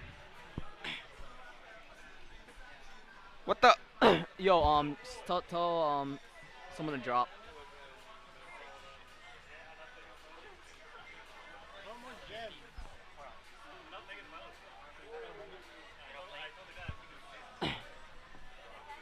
And try and invite again. Waiting to get the invite to this lobby. And there we go. So instead, it's going to be Team Ellis in the finals. Yeah. And he looks like he has a pretty decent team. I mean, he has the bronze 3, but that's not the worst thing. He's got a gold and then another plat, and he has Dragon Butter, who's a very underrated player. Definitely not a silver level player. That is true. I'm surprised he's not in gold, but you know, he says he don't want to play ranked, just play normal, have fun. Okay. So we're going to have to see how this matchup goes. I don't really know too much about this Ellis guy. Let's take a look at his profile here. See what he played in the last couple matches. Support main. Interesting. But he is a Platinum 3, so Yeah, should be able to beat out most people at PC Gamers. that is true. Dragon Butter. I feel like I should let Kiri win. Of course, for those of you who don't know, Dragon Butter appears to be like the vein of Kiri. I believe last week he stopped him from winning Random Thursdays as well. Was that what happened? I think so. I think that's what happened. He's kind of the bane of ex-Kiri there. Yeah. Just don't let him get Irelia. That's all I gotta say. If you don't ban it, I definitely expect that one to be banned away. if Kiri doesn't ban it, I'll be questioning him forever. It's definitely his best champion. That is true. I mean, it has to be said, Team X Kiri has a really strong team. They got the Yeah. Plat 5 support. They got this Opa guy who's definitely a lot better than unranked. That is true. Garenz, he's a solid AD carry. Yeah. Hawaiian Faker has shown himself to be a pretty decent jungler. And then you have X Kiri himself. I mean, you have like, a really strong team for Team X Kiri here. Yeah. No, So, I really want to see him play the jungle Malzahar. Even though it'll kill Kiri, but I want to see it. It'll be really funny. That's all I gotta say.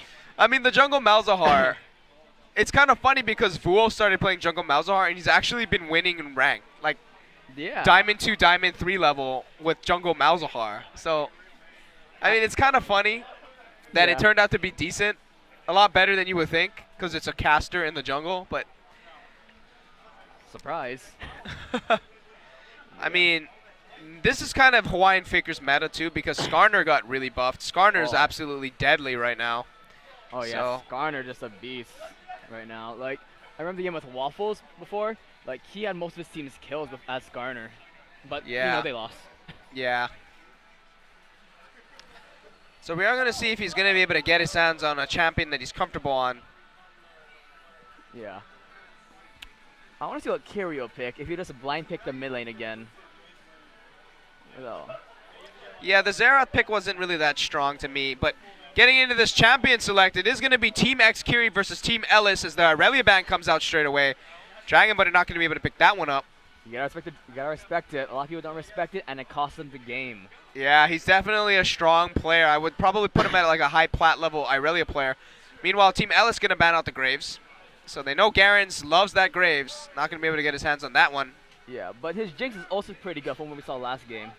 Yeah, of course the Graves isn't as strong as it used to be, and the Jinx is a lot stronger now too. So Yeah. maybe a little bit in favor of them as well. Vayne Man coming out, Interesting. followed by the Xerath. So Xkiri not going to be able to have that repeat performance on the Wizard. And Skarner ban. So they're going to ban their own. They're going to ban Skarner from their own Hawaiian Faker. Ooh, the Lux. First pick. And the Quinn ban to targeting out Opa, who had a really strong performance in that top lane. Of course, Aliens was able to hold his own towards the end of the game, but Yeah. just too much pressure in the early game. Kiri going to pick up that Lux, like you said. I'm so confused about that Gragas top pick, though, from last game. That was really interesting. Yeah, I mean, kind of reminds me of the top laner for Gambit. Used to be really obsessed with top lane Gragas. That was kind of disappointing. Ellis is going to grab this Evelyn here. And actually, do I remember, is he the Evelyn main? Actually, I think he might be that Evelyn main that I forgot about. But Evelyn, of course, is a really strong jungler at the moment. Yeah. And they also got the Thresh, you know, a playmaking support. Yeah, so he's going to be able to follow up those engages quite nicely.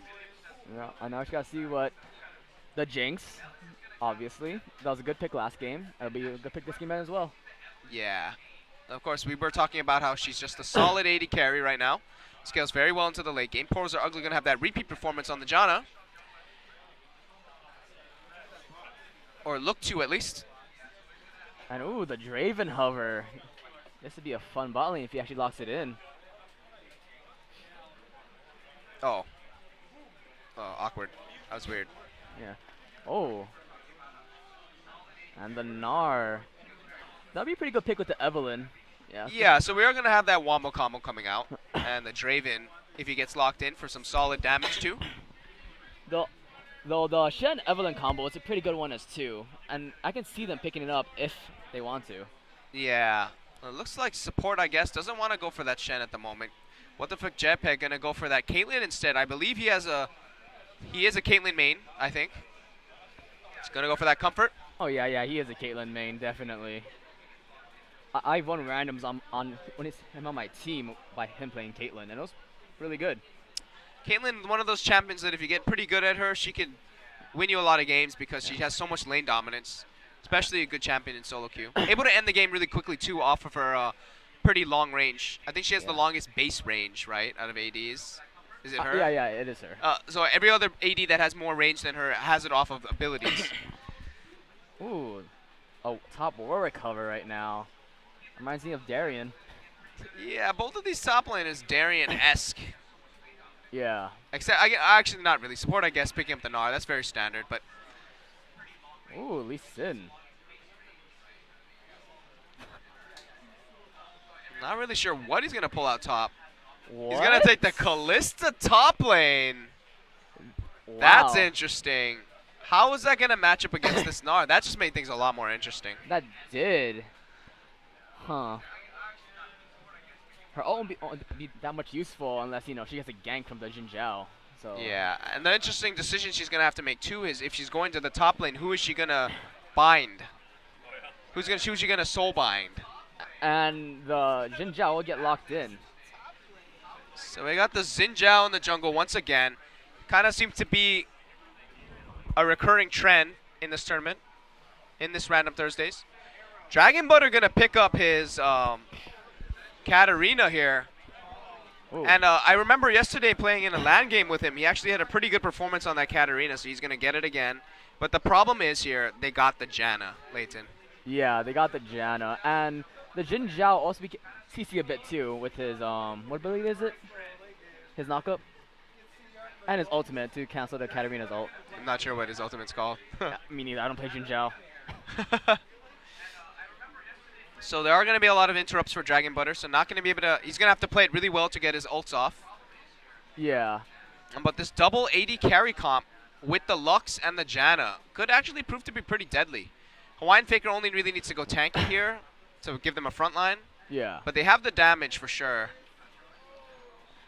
It'll come down to this Gnar, and if he's able to shut down this Kalista in the top lane, and if he can land his ults, Yeah. that'd be really crucial. Should be really strong here. Let's talk about some of these matchups here. Huh. But before I do that, I just want to let you guys know about some PC Gamerz specials. So as Devin has informed me, if you're at PC Gamerz and you order a pizza, there are a number of specials you can get. For example, you can get a 1 large up to 3 topping pizza for $16.75. That's pretty good. But you just have to have it delivered to the store. But that's pretty good for a large pizza. And there's numerous other ones. We do have some specials for console games. It's $5 for 5 hours if you're playing console games. So that's pretty good. You can come down. I mean, we have a nice crowd for the console games here. Even some actual girls who show up to play. So if you're the type that needs to make some lady friends, come on down to PC Gamerz. Yeah. And next Random Thursdays, some of the prizes will be from the LCS Finals. Of course, we did send our Make-A-Wish kid to the LCS Finals at Madison Square Garden, where he'll be able to live out his dream of being at a really important esports event and interview some players. And in the meantime, we have an associate at PC Gamerz who's going to pick up some merchandise from the LCS Finals. And he's going to bring it back here, and we're going to be able to sell it, or not sell it, sorry, give it out as prizes for our next Random Thursdays. Yeah, they'll get a lot of the merch signed by the TSM players after talking to them. Yeah, so that's huge. I mean, a Poro signed by Dyrus, that's a prize worth fighting for at Random Thursday. So that's definitely a Random Thursdays you guys are not going to want to miss. It's going to be huge. We're going to have the best prizes, and if we have a good turnout, we'll even have ride pricing most likely. So, well, I think the biggest prize that you should get from the LCS would be a trash can signed by Doublelift. That would be perfect. But he has to. Who are you gonna put in the trash can? I guess he has to put Bjergsen. It has to be like a little Bjergsen doll in the trash can, signed by Doublelift. I guess. That would be perfect. I mean, personally, I think he's gonna put Wild Turtle in the trash can, but I guess we'll have to wait for that match to come out. Have you seen the TSM trash talk videos recently with TL and Gravity? I did see the TL and Gravity ones. I'm disappointed they haven't come out with the CLG one yet, though. The COG one will be a lot of trash talk, considering it's double if. Yeah, dude. I mean, Double If hasn't been trash talking a lot recently, but I think this is a good occasion for him to bring it back. But I really want to see like Santorin and Turtle trash talk, but they're too nice Canadians. That's all. Yeah, the Canadians, even when you trash talk, you have to be polite at the same time. It's really awkward. I mean, Aframu and Double If could probably trash talk really well. They are rush hour. Yeah. You know, to be honest, if Lustboy could speak, if he spoke as well in English as he does in Korean, he could probably be the trash talker of TSM. Oh, he could. I watched an interview of him, and he was saying that he doesn't want to come back to Korea to play because he hates Korean fans. Yeah, I don't know. I think like the fans like mean to him or something, like I don't know, or something when he's on CJ Blaze. Oh, wow, really? Because he wasn't performing up to standards compared to his other CJ counterpart. Fuck, I forget the Mad Life. Yeah. Mad Life. You forgot the god's name. I forgot. As a support main, that's really sad. Oh my god, that's really sad. So let's get back into this match here. Talking about these lane matchups. So it is gonna be the Caitlyn Thresh versus the Jinx Janna. And honestly, the Jinx Janna, usually when you face a Caitlyn, it's kind of a difficult lane because she has the range advantage. Yeah. Jinx, of course, does have the rocket, so she is going to be able to keep up in that range. So not going to really be that much of a factor there. Yeah, and Janna will apply some really good peel for the Jinx as well. When Thresh has to like hook in, she can use her tornado. Yeah. So let's take a look at some of this positioning. It looks like people are just going to play it safe, and this is kind of our evolution here. Random Thursdays does, of course, mean a lot, so people aren't as willing to do the level 1 invades. Yeah, I haven't seen that in a while, actually. Yeah, I mean, it's kind of an interesting turn of events. Usually we see the level 1s coming out all the time, every game. In the last tournament that PC Gamerz hosted, I always joked around and I said that PC Gamerz, the teams with PC Gamerz frequent players had the best level 1s because they pretty much level 1 fought every single game. Yeah, We're not seeing that anymore. Yeah. Well, let's see who did Kalista bind with, actually. Was it the Hawaiian Faker? Maybe? I believe it was Hawaiian Faker. Was it? Oh, yeah, it is. Okay. So she did bind the jungle. I mean, that makes sense. Yeah. In the late game, she's going to be able to toss him in, too. So I like that decision there. Yeah, toss him in right to the back line of Katarina and Caitlyn and just stop Dragon Butter from getting too big. Yeah. But yeah, Team Alice's team fight looks pretty strong, honestly. Yeah. In my opinion. Opa seems to have been trolling this whole. Maybe that's his like niche where he likes to play like 80 carries top. But I mean, if you're gonna play an 80 carry top, why not play Vayne or Corki? It just seems more logical to me. Yeah. Looking at this matchup, what do you expect to happen here, Leighton? I expect honestly Kiri to win this matchup if the junglers leave them alone, because he can just like, CC the Katarina and like poke her from afar.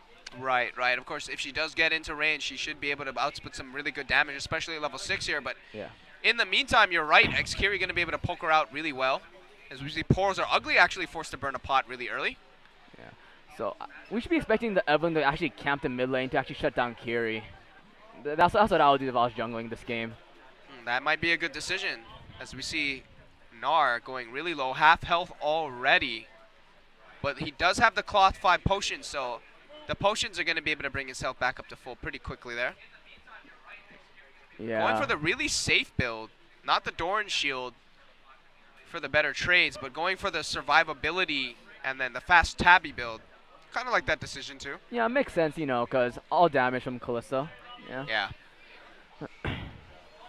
But yeah, once he reaches level 3, that'll be a very scary top lane for Kalista. I think she's going to have to be really safe once Gnar goes Mega, though, especially level 6. Because she can just get all in, and then, I mean, she can kite back, but not going to be able to do a lot of damage. She's going to lose a huge trade, and that could cost her the lane, too. So. Yeah, Jin Zhao's not near top lane when you reach level 6. Ooh, nice hook from Thresh, but nothing come out of it. And wasn't willing to go in on that one. Ooh, Dragon Butter. And Dragon Butter gets really low. X-Kiri Might be able to pick this one up. She does have her flash available, so not going to go aggressive on that one. Yeah. Going to pop his health potions, stay into this lane. Right now, looking pretty even for most part. As Ellis sneaks up on this red buff. He's going to find Hawaiian Faker. He does get the red buff. He's going huge on Hawaiian Faker. He's trying to 1v1 him, but he's so low. And that's first blood going to Ellis on this Evelyn. And that's huge if they want to take this finals. Yeah, that was pretty big because Jinja was already low and Evelyn just came sneaky and just killed him and took the red buff before that too. And frankly, just a really ballsy move by Hawaiian Faker trying to go really hard to get this kill. Ooh. Opa going in for an aggressive trade here. Both top laners are going really low, but support, I guess, is almost... He gets exploded before he can even go to Mega Gnar. And that's second blood to Team X Kiri's top laner, Opa. As we see Breakfast Bear trying to go for the hook there, going to hit a minion instead. And it looks like Evelyn just trying to cause some trouble to the Jinjiao. And frankly, I think support, I guess, should have probably flashed to try to maybe like get in maybe one or two more auto attacks. Yeah. Just to try to like get his Mega Gnar, because if he turned Mega there, he probably would have won that trade and won that fight. He probably would have. Yeah. But he could just get a stun or just toss a boulder. Yeah, yeah. There's of course a small delay before you can go Mega. Like you have to wait for some animations to go through for it to happen. So I wasn't sure if he had enough time there, but I think if he used his flash, he should have been able to. Ooh, nice hook. Poser early gets hooked in. Ellis coming behind the backside. He is pretty strong off that first blood. He's going to get exhausted straight away. Poser Ugly trying to kite this one out. It is built over. Peacemaker's going to pick that one up for what the fuck JP as Garen takes some damage while underneath the turret. And that's another kill going over to Team Ellis. And Ellis is just performing on this Evelyn. Yeah, his Evelyn is extraordinary right now. Ooh, Breakfast Bear. Having to get the heal off from what the frick JP. Wow, that was a very nice heal. That could have been really bad if Garen's got ahead like that. Yeah. Was able to get that Piltover Peacemaker for the kill. Yeah, but there's Jinjiao, Hawaiian Faker. Garen trying to cut off with the frick JP as Hawaiian Faker flashes in aggressively. Hawaiian Faker, he needs to get the red buff down. Garen takes a lot of damage. He steps on a trap. Ooh. He's going to get taken down with the frick JP. Can he kite out using the minions? Hawaiian Faker steps on a trap. And that stops the engage completely. And JP picks up another kill, 2-0-0. For sure going to get that BF sword when he goes back. That wasn't a really good trap. Place that while getting chased by the Jinjiao. And ooh, Dragon Butter. X-Kiri going aggressed on by Dragon Butter. Dragon Butter's going to flash in aggressively. He throws the dagger, but is it going to be enough damage? The health pot is ticking. Wow. But no, X-Kiri lives. So very unfortunate for Dragon Butter. Wow, Kiri. Oh, this is going to be a tough lane for Kiri now. Opa, we see Opa in this top lane being able to be very aggressive against this Gnar because he did get the first kill advantage in the top lane. Yeah, but once Gnar starts getting his health and tank items, it'll take a lot to kill him. Right, right. For now, We do see Opa going towards that Blade of the Rune King, kind of predicting that, but also the main build, I guess you would go on the top lane, Callista. As we see Ellis going into the top lane, this time Opa's his target. He's going to try to, he gets the Chilling Smite down onto Opa, but she's kiting away so effectively. The boomerang lands from support, I guess, and the follow-up auto attack, even though she flashed. She goes down. Ellis has gotten 2 of his lanes ahead, and he's even killed the jungler 1v1. He's doing a lot for this team. Trap As we see Weathervick JP getting trapped by the traps. Garen's flashes in aggressively. He picks up Weathervick JP with the rocket. Now he's excited going after Breakfast Bear, but he's a tanky Thresh. He might be able to get away. X-Kiri steals the golems away from Ellis.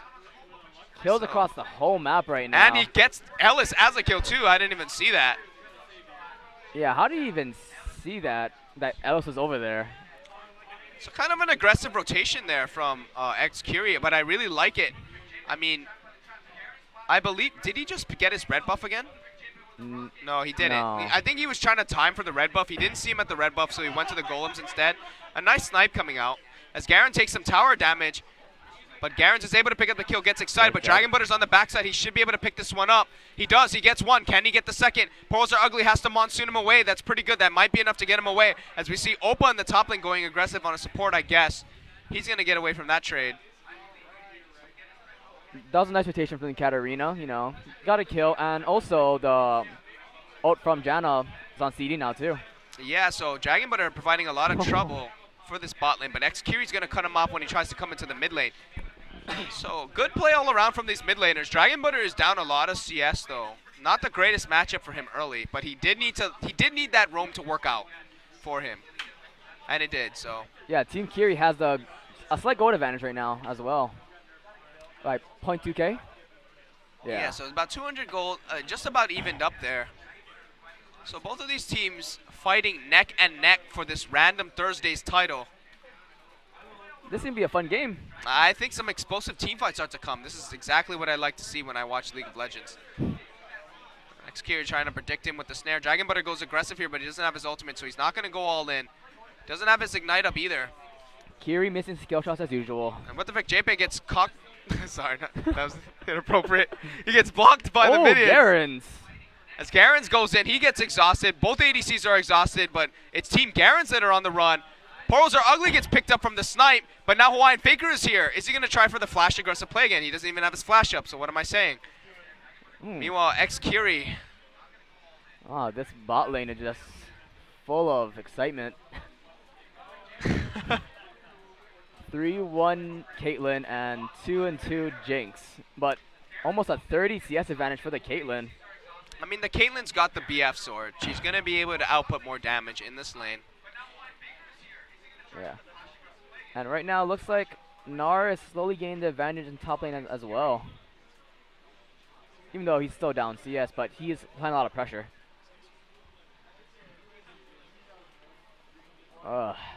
Meanwhile, in this top lane, Oppa trying to play safe now. Knows that if he overextends, it could be an invisible Evelyn behind him before he knows it. But that's what the pig ward's for.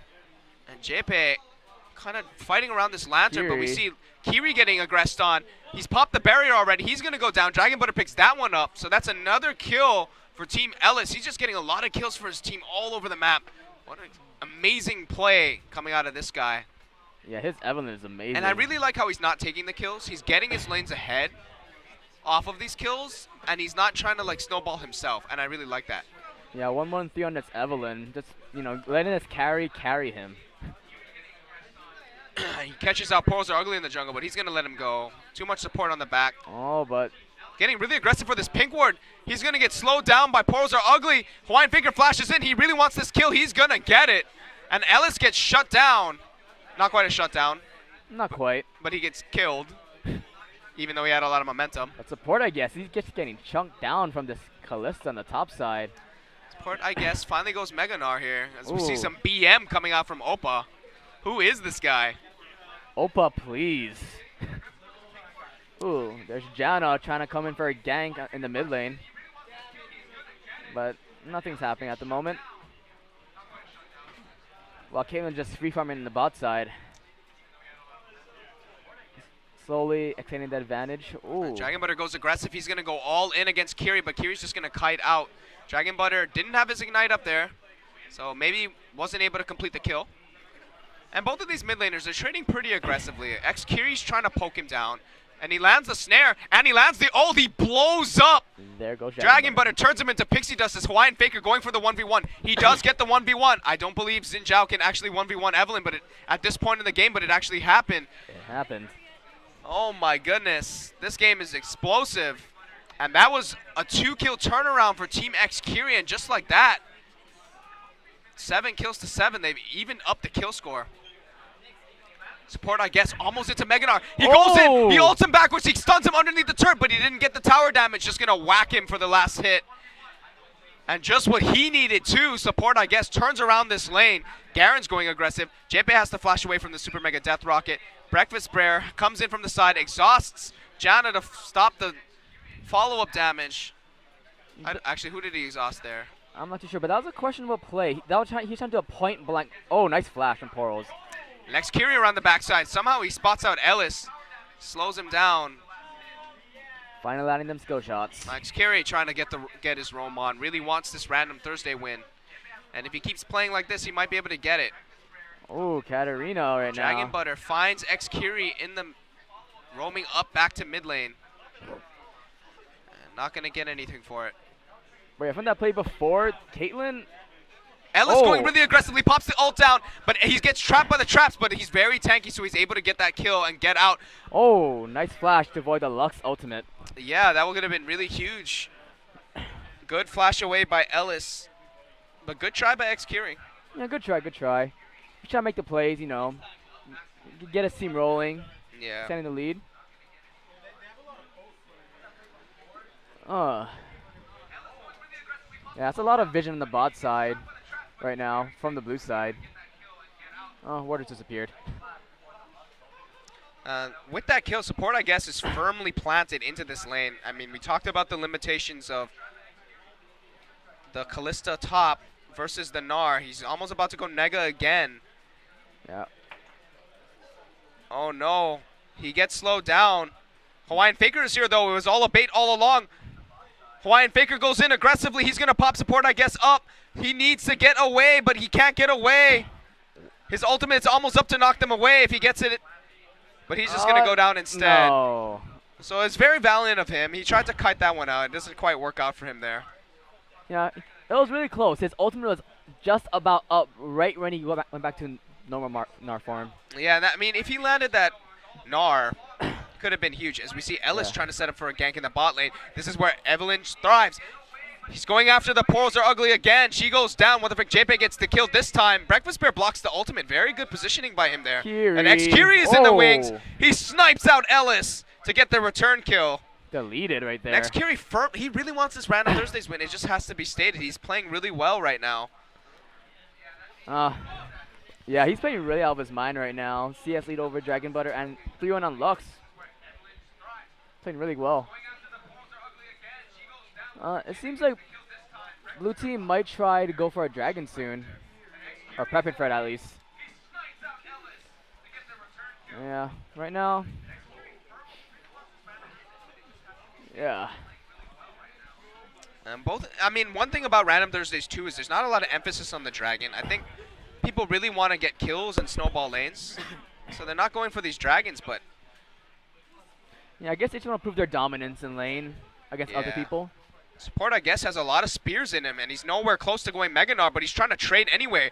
He's not taking turret damage. Oh, Opa wow. just explodes him with those little spears, and it was a little bit of a questionable trade there. That was.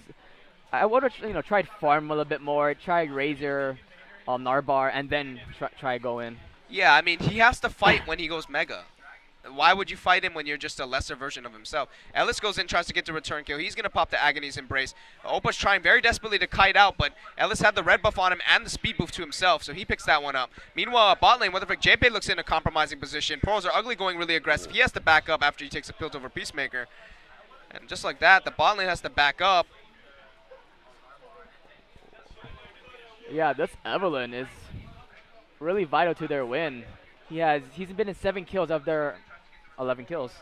Yeah, and I mean, he's not taking the kills. He's trying to give it away to his teammates, and he's really trying to keep them in this game. But I would say Team X-Curie is just Oh, outlaning. Dragon Butter, what was that? Meanwhile, Hawaiian Faker takes out Dragon Butter in the river.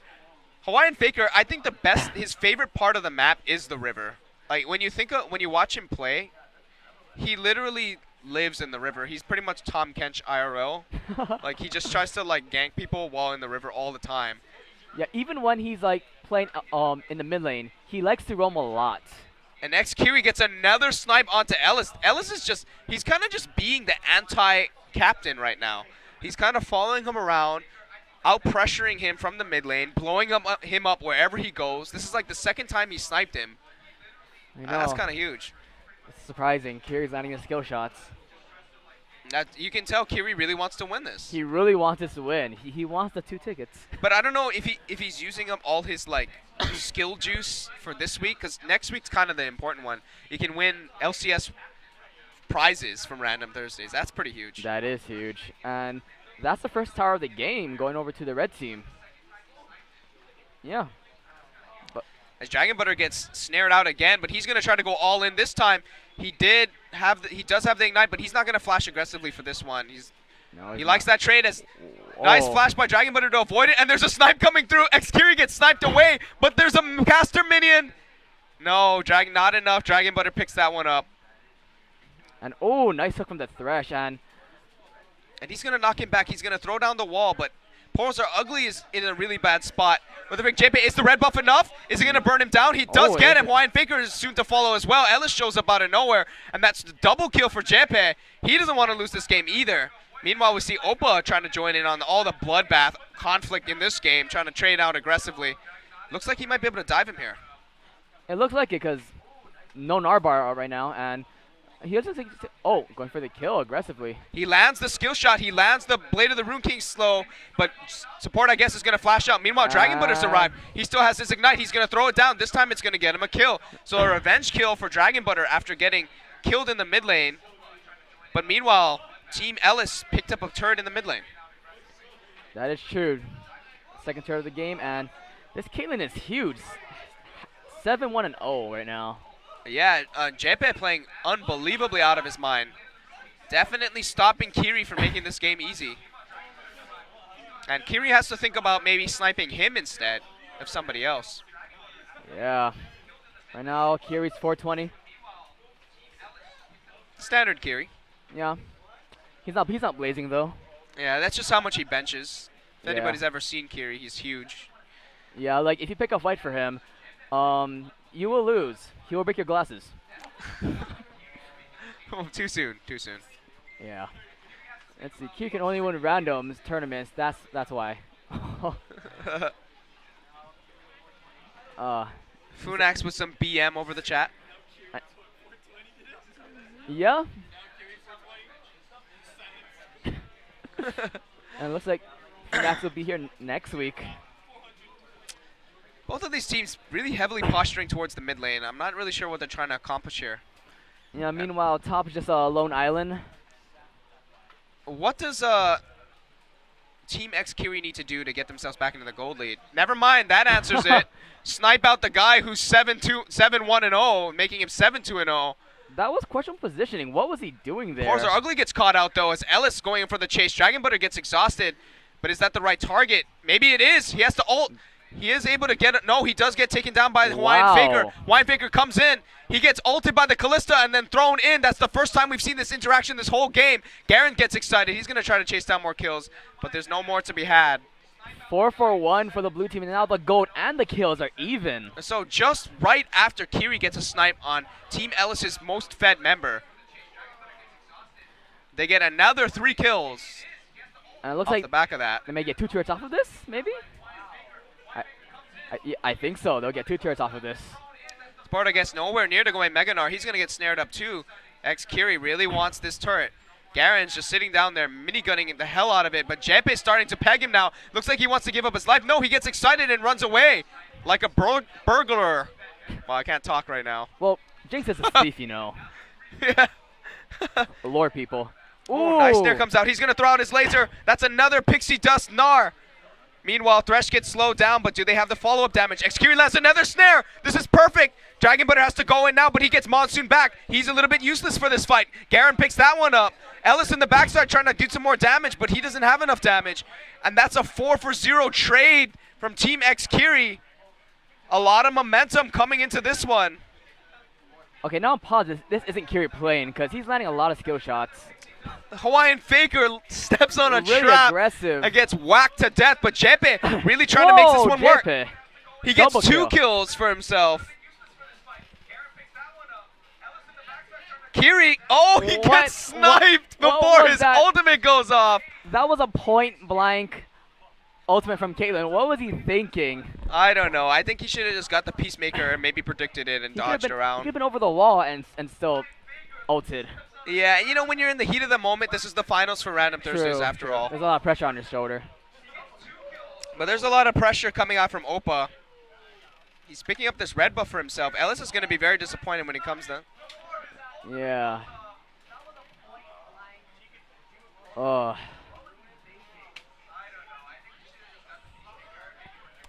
Oh my god, this game right now. This game. And this is actually a really bloody. I think this might be our most violent game I'm pretty the sure whole night. this is the most violent game right now. And it looks like Hawaiian Hawaiian Faker has Faker- hit a Devourer. Wow. Really So farming Hawaiian that Faker jungle. has hit that power spike. And we see Team Ellis posturing towards this top lane. They're going to try to answer back, maybe get some pressure on this Baron. They may or may not know the Hawaiian Faker's in the bot side right now, but they're not going to risk it. Yeah. Well, now Posture's Dragon's towards- up 2, and looks like blue team will go for the Dragon. Yeah, I mean, they don't even care. Kiri has so much damage. Oh my Look at God. that. Breakfast Bear about to go down. He has to flash away. Dragon Butter sees an opportunity. He goes in for the kill, not able to get it. X-Kiri just walks away while his team picks up Dragon. Second Dragon of the game. Let's see. Oh my God, this game is crazy. Jepe and company trying to go for this top turret. They are going to get it, but they have to be careful. Support, I guess, goes in. He wobs, Poros are ugly into the Oh, wall. but- Ellis is behind as well. This might be a good engage, but X-Kiri still has his barrier, and he's flashed away from the main conflict. They've successfully kited out. Opa's here to join the fray now. He's got a lot of damage.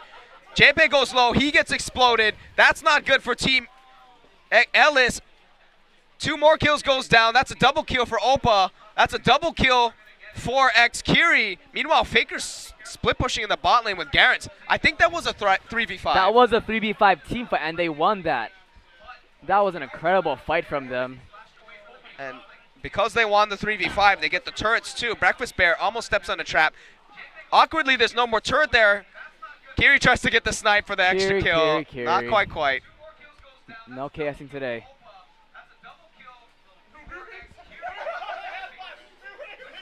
They got the bot lane inhibitor. They're going towards the mid lane inhibitor, and this is looking really hopeless for Team Ellis. They have to pull out a really sick engage. This might be game. Opa flashes forward with the ult onto Xin Zhao.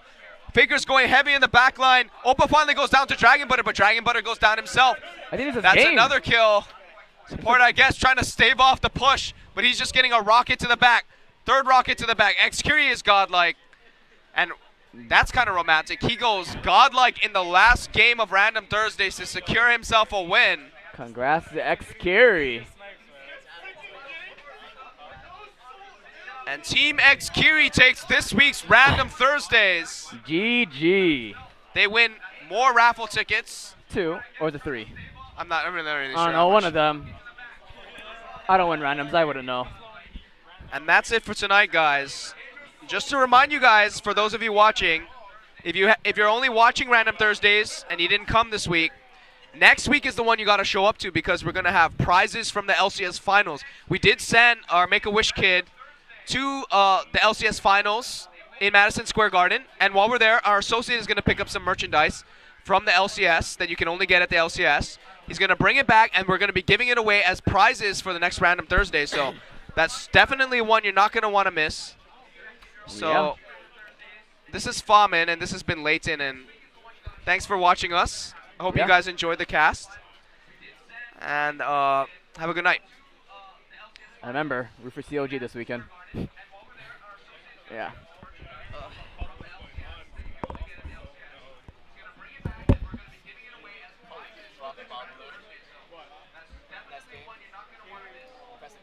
I think Common probably.